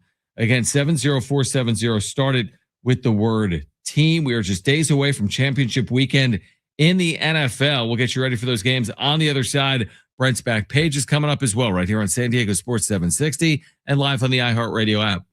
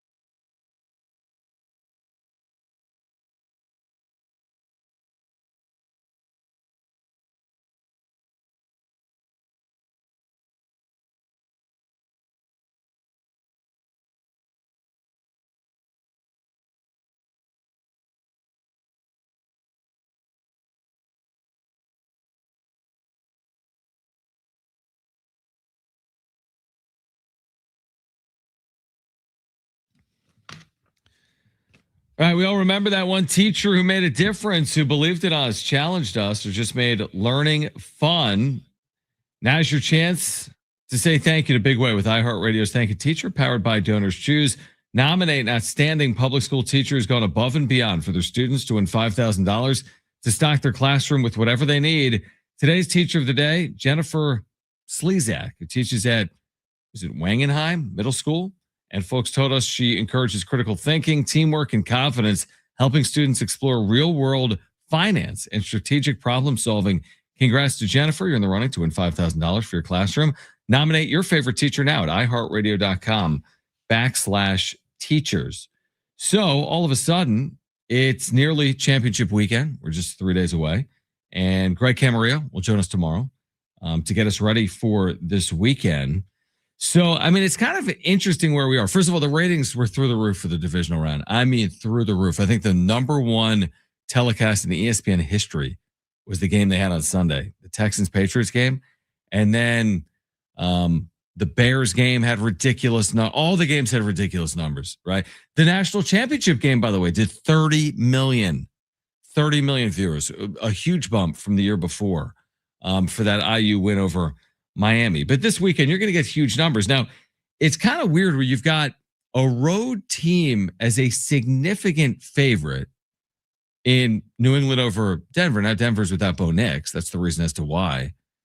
We're going to see the true power of the NFL ratings this weekend. With these games? Well, specifically with the AFC championship game. Because in my opinion, that game went from being, ooh, that's really interesting if you have a changing in the guard, to total lame duck, I don't care anymore. Because if somehow, Stiddy pulls the upset and gets the Broncos into the Super Bowl, he's not going to be able to do 2 games in a row. But I don't want to just feel like they're handing the game over to the Patriots either, but it just kind of feels like it's just inevitable. I'm kind of with you in terms of my appetite for the AFC title game. Listen, it's the NFL. The winner's going to the Super Bowl. The audience will be there. Maybe not to the same extent as Rams Seahawks or some of these other games, or I don't know about the historical trends with the AFC title game, but it's the AFC title game. But I mean, you have 2 14-3 teams, and it's not the sexiest game to me. It's just not. With Bo Nix out, not that I was like enamored to watch Bo Nix. And then Drake May. I mean, New England's an amazing story. I mean, obviously, it's been ridiculous their season. I think they should win as the favorite with Bo Nix out. I don't know if they will win. It's still the NFL where every game is decided basically by a score. New England, I think at one point was a 5.5 or 6 point favorite. It's down to 4.5 for whatever reason. But New England's a favorite, and that's a pretty decent number for a team on the road in a title game. I think Rams Seahawks hopefully lives up to it all. Hopefully you get, like the wild card weekend, we got great games with the lead changes back and forth. This past weekend, ridiculous game. I mean, how else can you describe what we saw with the Bears and the Rams? Ridiculous. Just unbelievable theater. And I'm hoping that's what Rams Seahawks is. We talked to, who did we talk to? Will Brinson. And Will was like, listen, remember, these matchups in the regular season were great, really compelling between the Rams and the Seahawks. So Seattle at home is a 2.5 point favorite. So on a neutral field, maybe the Rams are like favored by a point or something like that. This has the makings of a great game.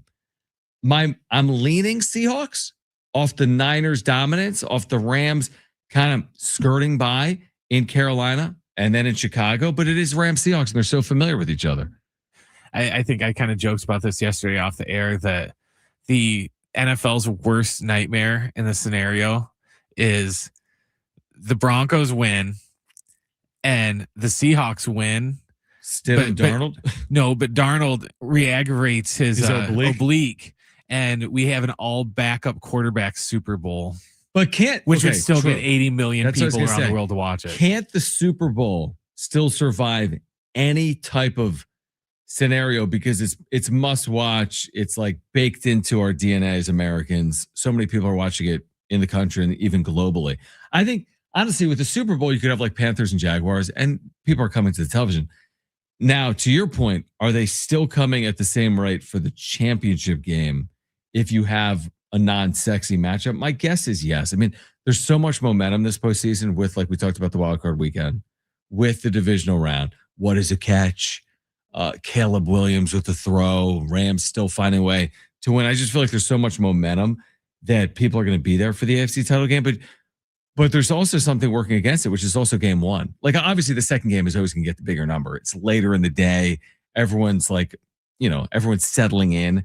So, and it's the better game. So it's the first game. It's not as good of a game. The second game is better. Yeah, I do believe that the Fox NFC Championship number is going to be better than the CBS AFC Championship number. There's no way it's not, right? I mean, New England's a massive brand, and the Broncos have a great, history and following. I don't think it's like a top 5 brand in the sport, but they're not a nobody. Yeah, but just that Bo Nix thing just killed it. Because like just momentum of and even just from like a marketing standpoint, you've been seeing commercials left and right for Seahawks and Rams, but you've been barely even the AFC title, is that this weekend? Right, they're selling the AFC title like, see who plays the Seahawks or the Rams in 2 weeks in the Super Bowl. Super Bowl is it NBC? I believe so, yes. And I want to say it might coincide with the Winter Olympics. Like NBC's got some crazy stretch where they have like NBA All-Star Game, and they've got the Super Bowl and the Winter Olympics start in a couple of weeks. I want to say somewhere in Europe, wherever that is, maybe Milan. I want to say they're somewhere in Italy. Yes. So Milan. Yeah, whatever. Yeah. But that means like Tarico is going to be like everywhere in early February. But do I have that right? Does NBC have the Super Bowl this year? Yes. So NBC has already branded its February lineup as Legendary February because they got Super Bowl on February 8th, and then the Winter Olympics run from February 6th through the 22nd. So pretty much Tarico's he's going to go from the Super Bowl to Italy. So the Olympics coincide with the Super Bowl on the same network, if you think about it. Yep, 2 days. Yeah, they're coinciding with each other. Now, me and you are kind of similar. Am I the biggest Olympic guy? Oh, I'm not. I'm not. I like an event. I mean, between the summer and the winter, I'm choosing the summer. I just think the sports are more appealing. Like the idea of a 100-meter dash to me is more appealing than the bobsled. The luge, curling. Do we like Summer Olympics for like the basketball? Like that to me is better than like the hockey. Now, I think some people love Olympic hockey, but I think I'd prefer again Olympic basketball to Olympic hockey. Am I the biggest speed skating fan? I'll be honest with you, probably not. Am I a big figure skating guy? No, not necessarily. I don't know. My thing with the Olympics has always been everyone just gets swept up into the cheering for your country, to where it's just like for a month, everyone's going to care, like, or act like they care about, speeds, Apollo, Anton Ono, and all these people that, you'll see all these guys on the Wheaties box and stuff for the next month, and then they will go into hibernation for another 4 years until they're needed again. That's basically what the Olympics are. All right, Kyle Glazer used to be with Baseball America. If you missed our conversation earlier with Kyle, and he's currently, again, an analyst right now, host and analyst on the Foul Territory Network. If you missed our conversation with Kyle Glazer, that's on the other side. Brent's back page coming up in about 15 or 20 minutes. The Bryant Dutcher Show at 6 p.m. If you have a question for Dutch, get it in right now, 70470. Start it with the word team. Stay with us on San Diego Sports 760.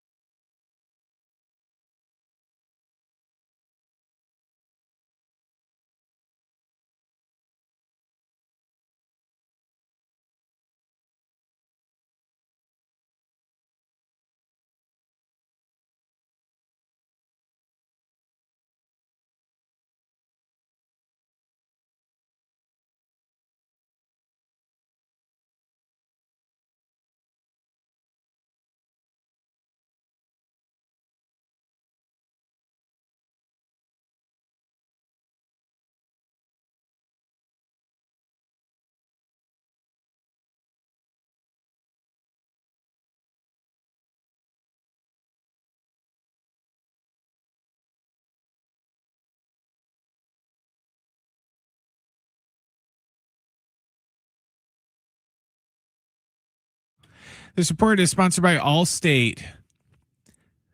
The Baltimore Ravens have hired former Chargers defensive coordinator Jesse Minter to be their new head coach. They inked him to a 5-year deal today. In other NFL news, we have our 5 finalists for NFL MVP. We got 4 quarterbacks and 1 lone running back. The 4 QBs were Josh Allen, Trevor Lawrence, Drake May, and Matthew Stafford. And the lone running back was Christian McCaffrey of the 49ers. The Rangers picked up all-star left-hander Mackenzie Gore in a 5-for-1 trade today with the Nationals. The Nats will receive a handful of prospects from the Rangers, including an 18-year-old third baseman who was the 12th overall pick in last year's amateur draft. The Brian Dutcher Coaches Show is tonight at 6 o'clock. John and the Aztecs head coach talk about last night's tough loss at Grand Canyon and more. And following the Brian Dutcher Coaches Show, we've got Lakers basketball when the team takes on the Clippers. Some people just know you could save money on car insurance by checking Allstate first. Those people are probably saving a carload of cash right now. So what are you waiting for? Check Allstate first for a quote today. You're in good hands with Allstate.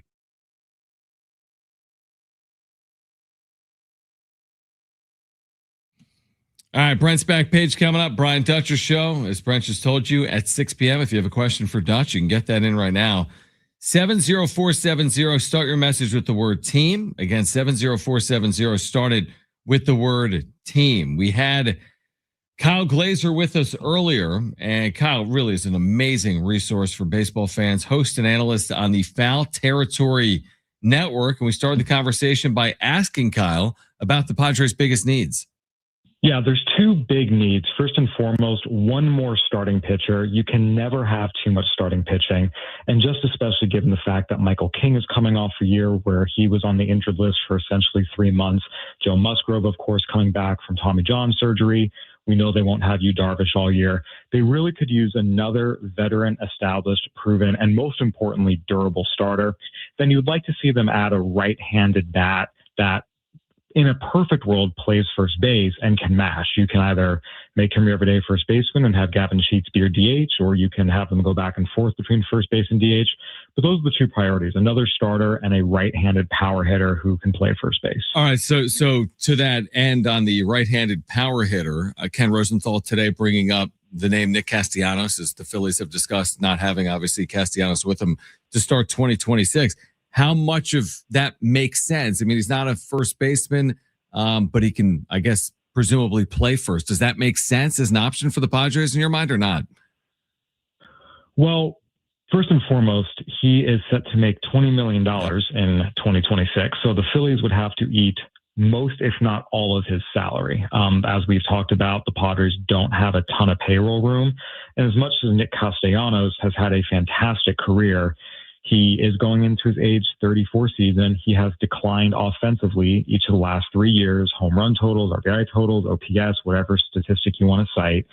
So he's not a guy you would really want to take a risk on financially. Again, if the Phillies are willing to pay down most, if not all of his salary, sure. But the Padres, part of the issue here is there are not a lot of great first base options out there in terms of right-handed hitters. We saw them try and get creative with Nolan Arenado. So it's a situation where there's pretty limited options. When it comes to a veteran starting pitcher, Kyle Glazer is with us, by the way, right now. Great to get his perspective on all things Major League Baseball, including the Padres.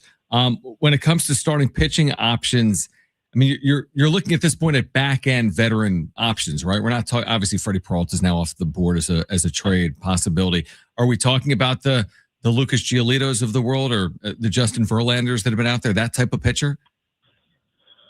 I think it's a situation when you're looking at the free agent market as opposed to trade market. Right. It's more guys like Nick Martinez and Chris Bassett, 35 plus, still productive. There are some guys too who might not be the sexiest in terms of name value, but have been pretty productive. Zach Littell had a really good year last year. He's been durable. But there is an interesting group of pitchers who were aces at one point in their career, and whether due to injury or just inconsistency have really struggled recently. The Padres have had a lot of success with pitchers like that, helping get the most out of them, whether it's the Walker Buehlers, whether it's the Herman Marquezes. Those are the kind of guys that, the Padres could certainly take a chance on and try and get back to their previous form. They've done that successfully with other pitchers before. John Gray falls under here as well. So there are some veteran options, both in terms of back end guys and maybe some guys who have shown frontline ability in the past and just need to rediscover it. That's good insight and perspective from Kyle Glazer, again, host and analyst on the Foul Territory Network. You mentioned Michael King. I think a lot of Padres fans, rightfully so, were excited to know that King would be back for at least 2026. But then you remember that he made just 15 starts. He threw only 73 and a third innings. What are reasonable expectations for Michael King in 2026? Yeah, his injury with the nerve was such a freak thing as opposed to something that is, potentially scary and chronic. I think it's reasonable to expect him to go back out and, make, again, 30 starts is obviously ideal like he did 2 years ago. He's certainly capable of doing that. I wouldn't worry too much about that. And then the knee injury was a function of him coming back too quickly. So I think it's reasonable to expect him to be able to hold up over, another 160, 170 innings, just because it was more of a freak injury as opposed to anything chronic. Right, which would be massive, obviously. And the Padres could sorely use it in 2026. What about a guy coming off Tommy John like Joe Musgrove? He's had the full amount of time, obviously. He'll be well over a year removed, but it's still coming back from Tommy John. So what should we expect to see from Musgrove maybe at the start of 2026, and how will he progress throughout the course of the year? Yeah, the fact that he's had more rehab time, again, the timeline's typically 12 to 18 months, and he's going to be closer to the 18 months just given the timing of his injury, should help. But we see this pretty often with guys coming back from Tommy John, that takes a little bit for them to get their command back, to really have confidence in letting the baseball go. So it would not surprise me if, whether it's the first month or even the first couple months, maybe it's a little bit up and down, but by midseason, he finds that top line form we've seen from Joe Musgrove in the past. So again, if he's able to come back and hit the ground running, that would be awesome. But I think it's, just looking at the past, I would say, expect there to be some ups and downs early. And if he's able to exceed that, great.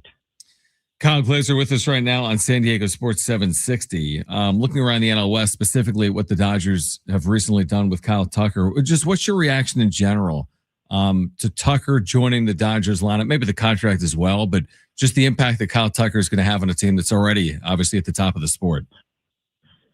Yeah, when healthy, Kyle Tucker is one of the best and most dangerous hitters in baseball. We saw that in Houston. We saw that in the first half with Chicago last year. He got hurt and really struggled in the second half. But look, the Dodgers, the two-time defending world champions, and they have made themselves an incredibly attractive place for players to come, both because they win and pay at top of the market, but also because they really take care of their players and provide them with a lot of the best technology and coaching out there. So look, this is a case of the champions getting even more dangerous, and it's going to be on everyone else in baseball. NL, AL, pick your favorite team.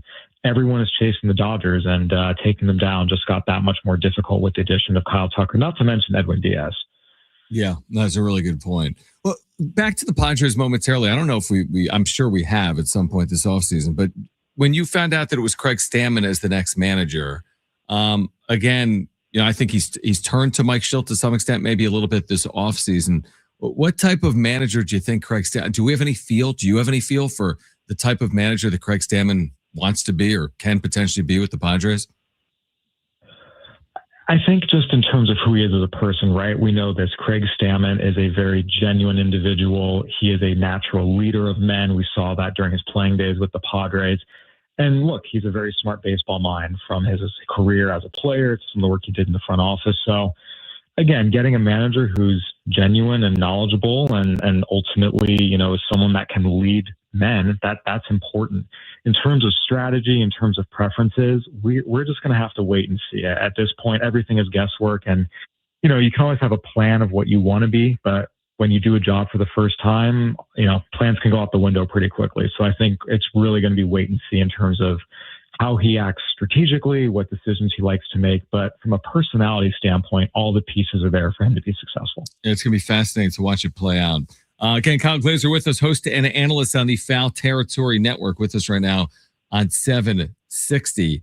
Do you have any thoughts on what's played out this offseason with AJ Preller, the fact that there's been no extension to this point? He's under contract, obviously, through 2026. What's your feel on where that conversation is ultimately heading? Yeah, it's certainly curious for the simple fact that all indications were an extension was coming over 2 months ago, and still one has not taken place. It's not completely unprecedented for executives to go into the year as lame ducks. Just last year, Jed Hoyer with the Cubs went in as a lame duck. The Cubs had a great first half en route to the playoffs, and he got his extension in July. So there is precedent here for teams waiting to see how the season plays out. There's no question. It certainly is eyebrow raising. And anytime you're talking about the top of your organization, stability and certainty is better than potential instability and uncertainty. So in a perfect world, if they're going to do an extension, it would be better to do it sooner rather than later. At the same time, we've seen as recently as last year that just because a guy isn't extended before the season doesn't mean that, everything's going to go to hell. Right. What's the impact potentially of the Padres exploring this sale? Like, are we being those that cover the Padres or fans of the Padres, will they feel the impact of the ownership group exploring a sale in 2026? Will that have any impact on the club or not? Absolutely. I mean, that's a big part of the reason why the Padres are not going to be raising payroll from last year. Right. Any business that's exploring a sale, they don't increase expenses, they reduce them. The Padres right now, based on Fangraphs projections, are actually expected to be a little bit over what they were last year after saying they would try and stay right around the same amount. We'll see what they do, whether they make some trades to lower it or if they're able to add maybe just a little bit. But there's no question, anytime you are exploring a sale, you're not going to raise payroll, especially long-term payroll commitments, given the Padres have so many on their books already. Final one, Kyle, is on Ethan Salas. I know Baseball America, where you previously worked, has him as still a top 100 prospect, although he's dipped down to 90th. I believe he's the only Padres farmhand that's currently in the top 100. How critically important is 2026 for Salas, and what is the general state of the Padres farm system heading into this year? Yeah, the most important thing for Ethan Salas is showing he can stay healthy. He missed almost all of last year with a back injury that kept lingering. Initially, he was supposed to be back by summer. Then it was maybe he'd be back by the Arizona Fall League. And just every single time they kept pushing it back. So coming out, showing he's healthy and that he can stay behind the plate for the bulk, if not, most, if not all of the season is going to be critically important. And also just seeing if he can make some offensive adjustments. He has really struggled with the bat as much as he's been great defensively. In terms of the Padres farm system, look, it is very, very thin. It is very, very light right now. And that's just a function of all the players that they've traded away in recent years, prospects and young big leaguers alike. There's a lot of ex-Padres prospects having a lot of success other places. Mackenzie Gore, James Wood, CJ Abrams, Matt Brash, Andres Munoz, Trevor McGill, Jacob Marcy, Xavier Edwards. Padres have done a great job with scouting and player development in terms of bringing talented guys into their system. They just have been trading them for established big leaguers with, some successes, but some failures. So there's no question it's not a great system right now. You have a couple of interesting arms. Ethan Salas is really the only position player. And in terms of the long-term outlook for the Padres, they need to add more. Great perspective. That's why we love having you on. Kyle Glazer, host and analyst on the Foul Territory Network. Kyle, hope all is well. Look forward to doing it again as we get closer to the season. And thanks for hopping on as always. My pleasure. Anytime. All right. Great stuff there from Kyle Glazer. We've got Brent's back page coming up next. He made me watch a He-Man trailer. So there's something He-Man related in the back page. Plus the Brian Dutcher show at 6. If you've got a question for Dutch, we'll get to it live on air. So make sure to get your questions in right now. 70470. Start it with the word team. Text us 70470. Start it with the word team. That's next on San Diego Sports 760.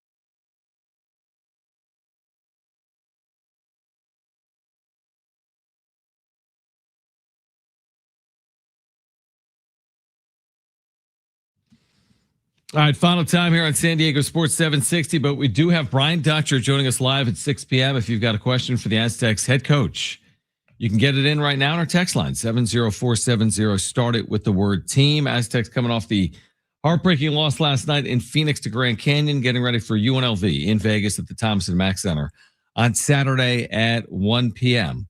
All right, so Brent made me watch a He-Man trailer, so let's get to it.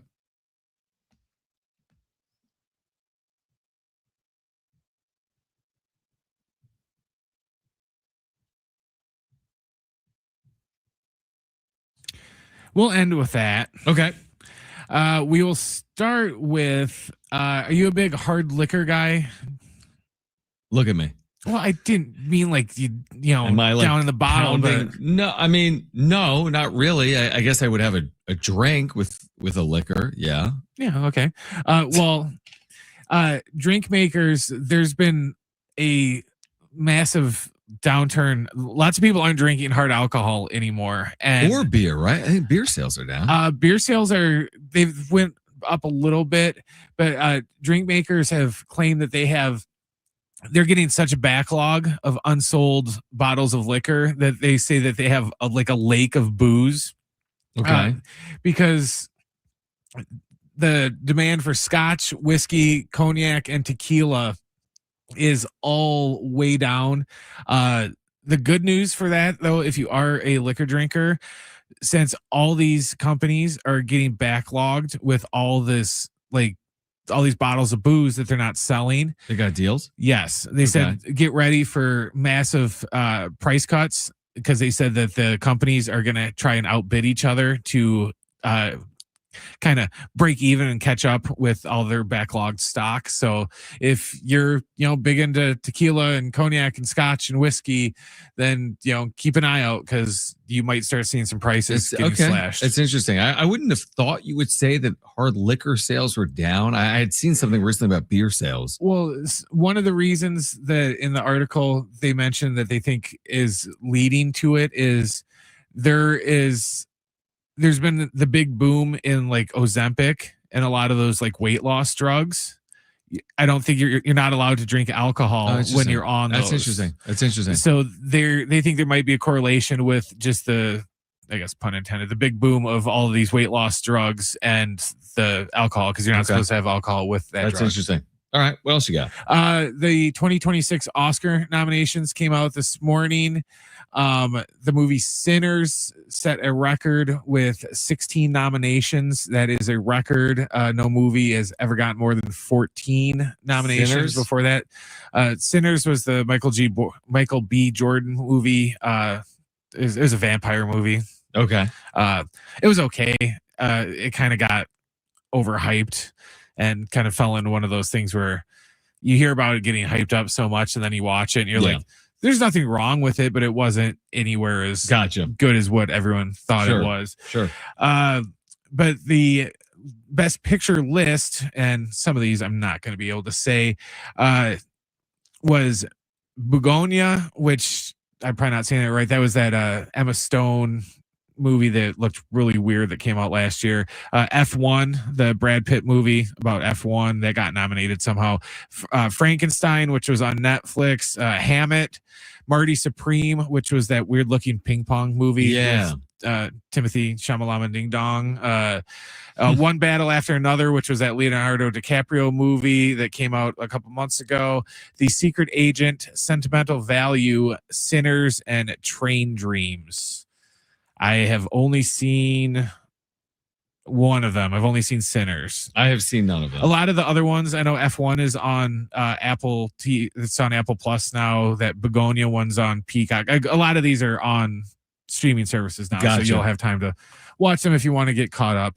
And then finally, we had 2 trailers that dropped today.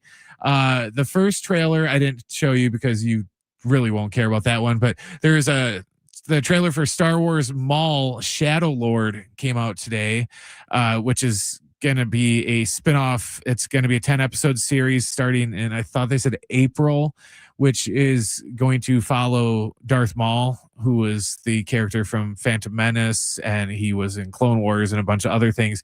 But he's getting his own spinoff show, and the trailer for it looked awesome. I was texting Jim about it earlier, so I'm pumped up for that. Okay, Jim's pumped up for that. Star Wars people are pumped up for that. You don't care about that. I don't care. I asked you like an hour ago, did you watch He-Man when you were a kid? Yeah, I remember it. And you said yes, Yeah, which is why I said I'm going to send you a trailer and you have to watch it for Backpage. Yeah.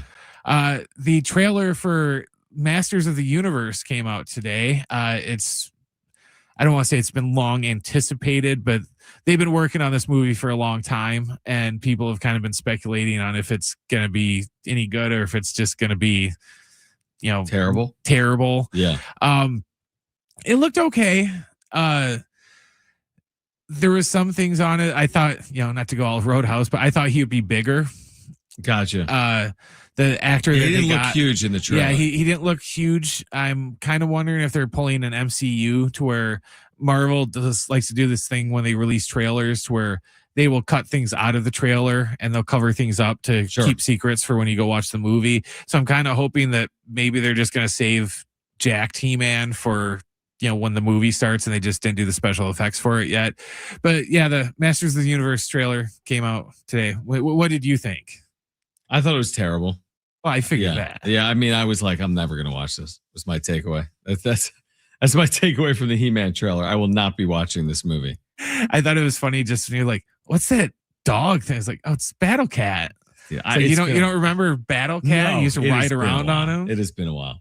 All right, good job with the back page. You've got the Brian Dutcher show coming up on the other side. Brian Dutcher joining us live in about 4 or 5 minutes. If you've got a question for Dutch, you can get it in right now, 70470. Start it with the word team. For Brent and Sammy Long, who was here earlier, I'm John Schaefer. Keep it here. Brian Dutcher show coming up next on 760.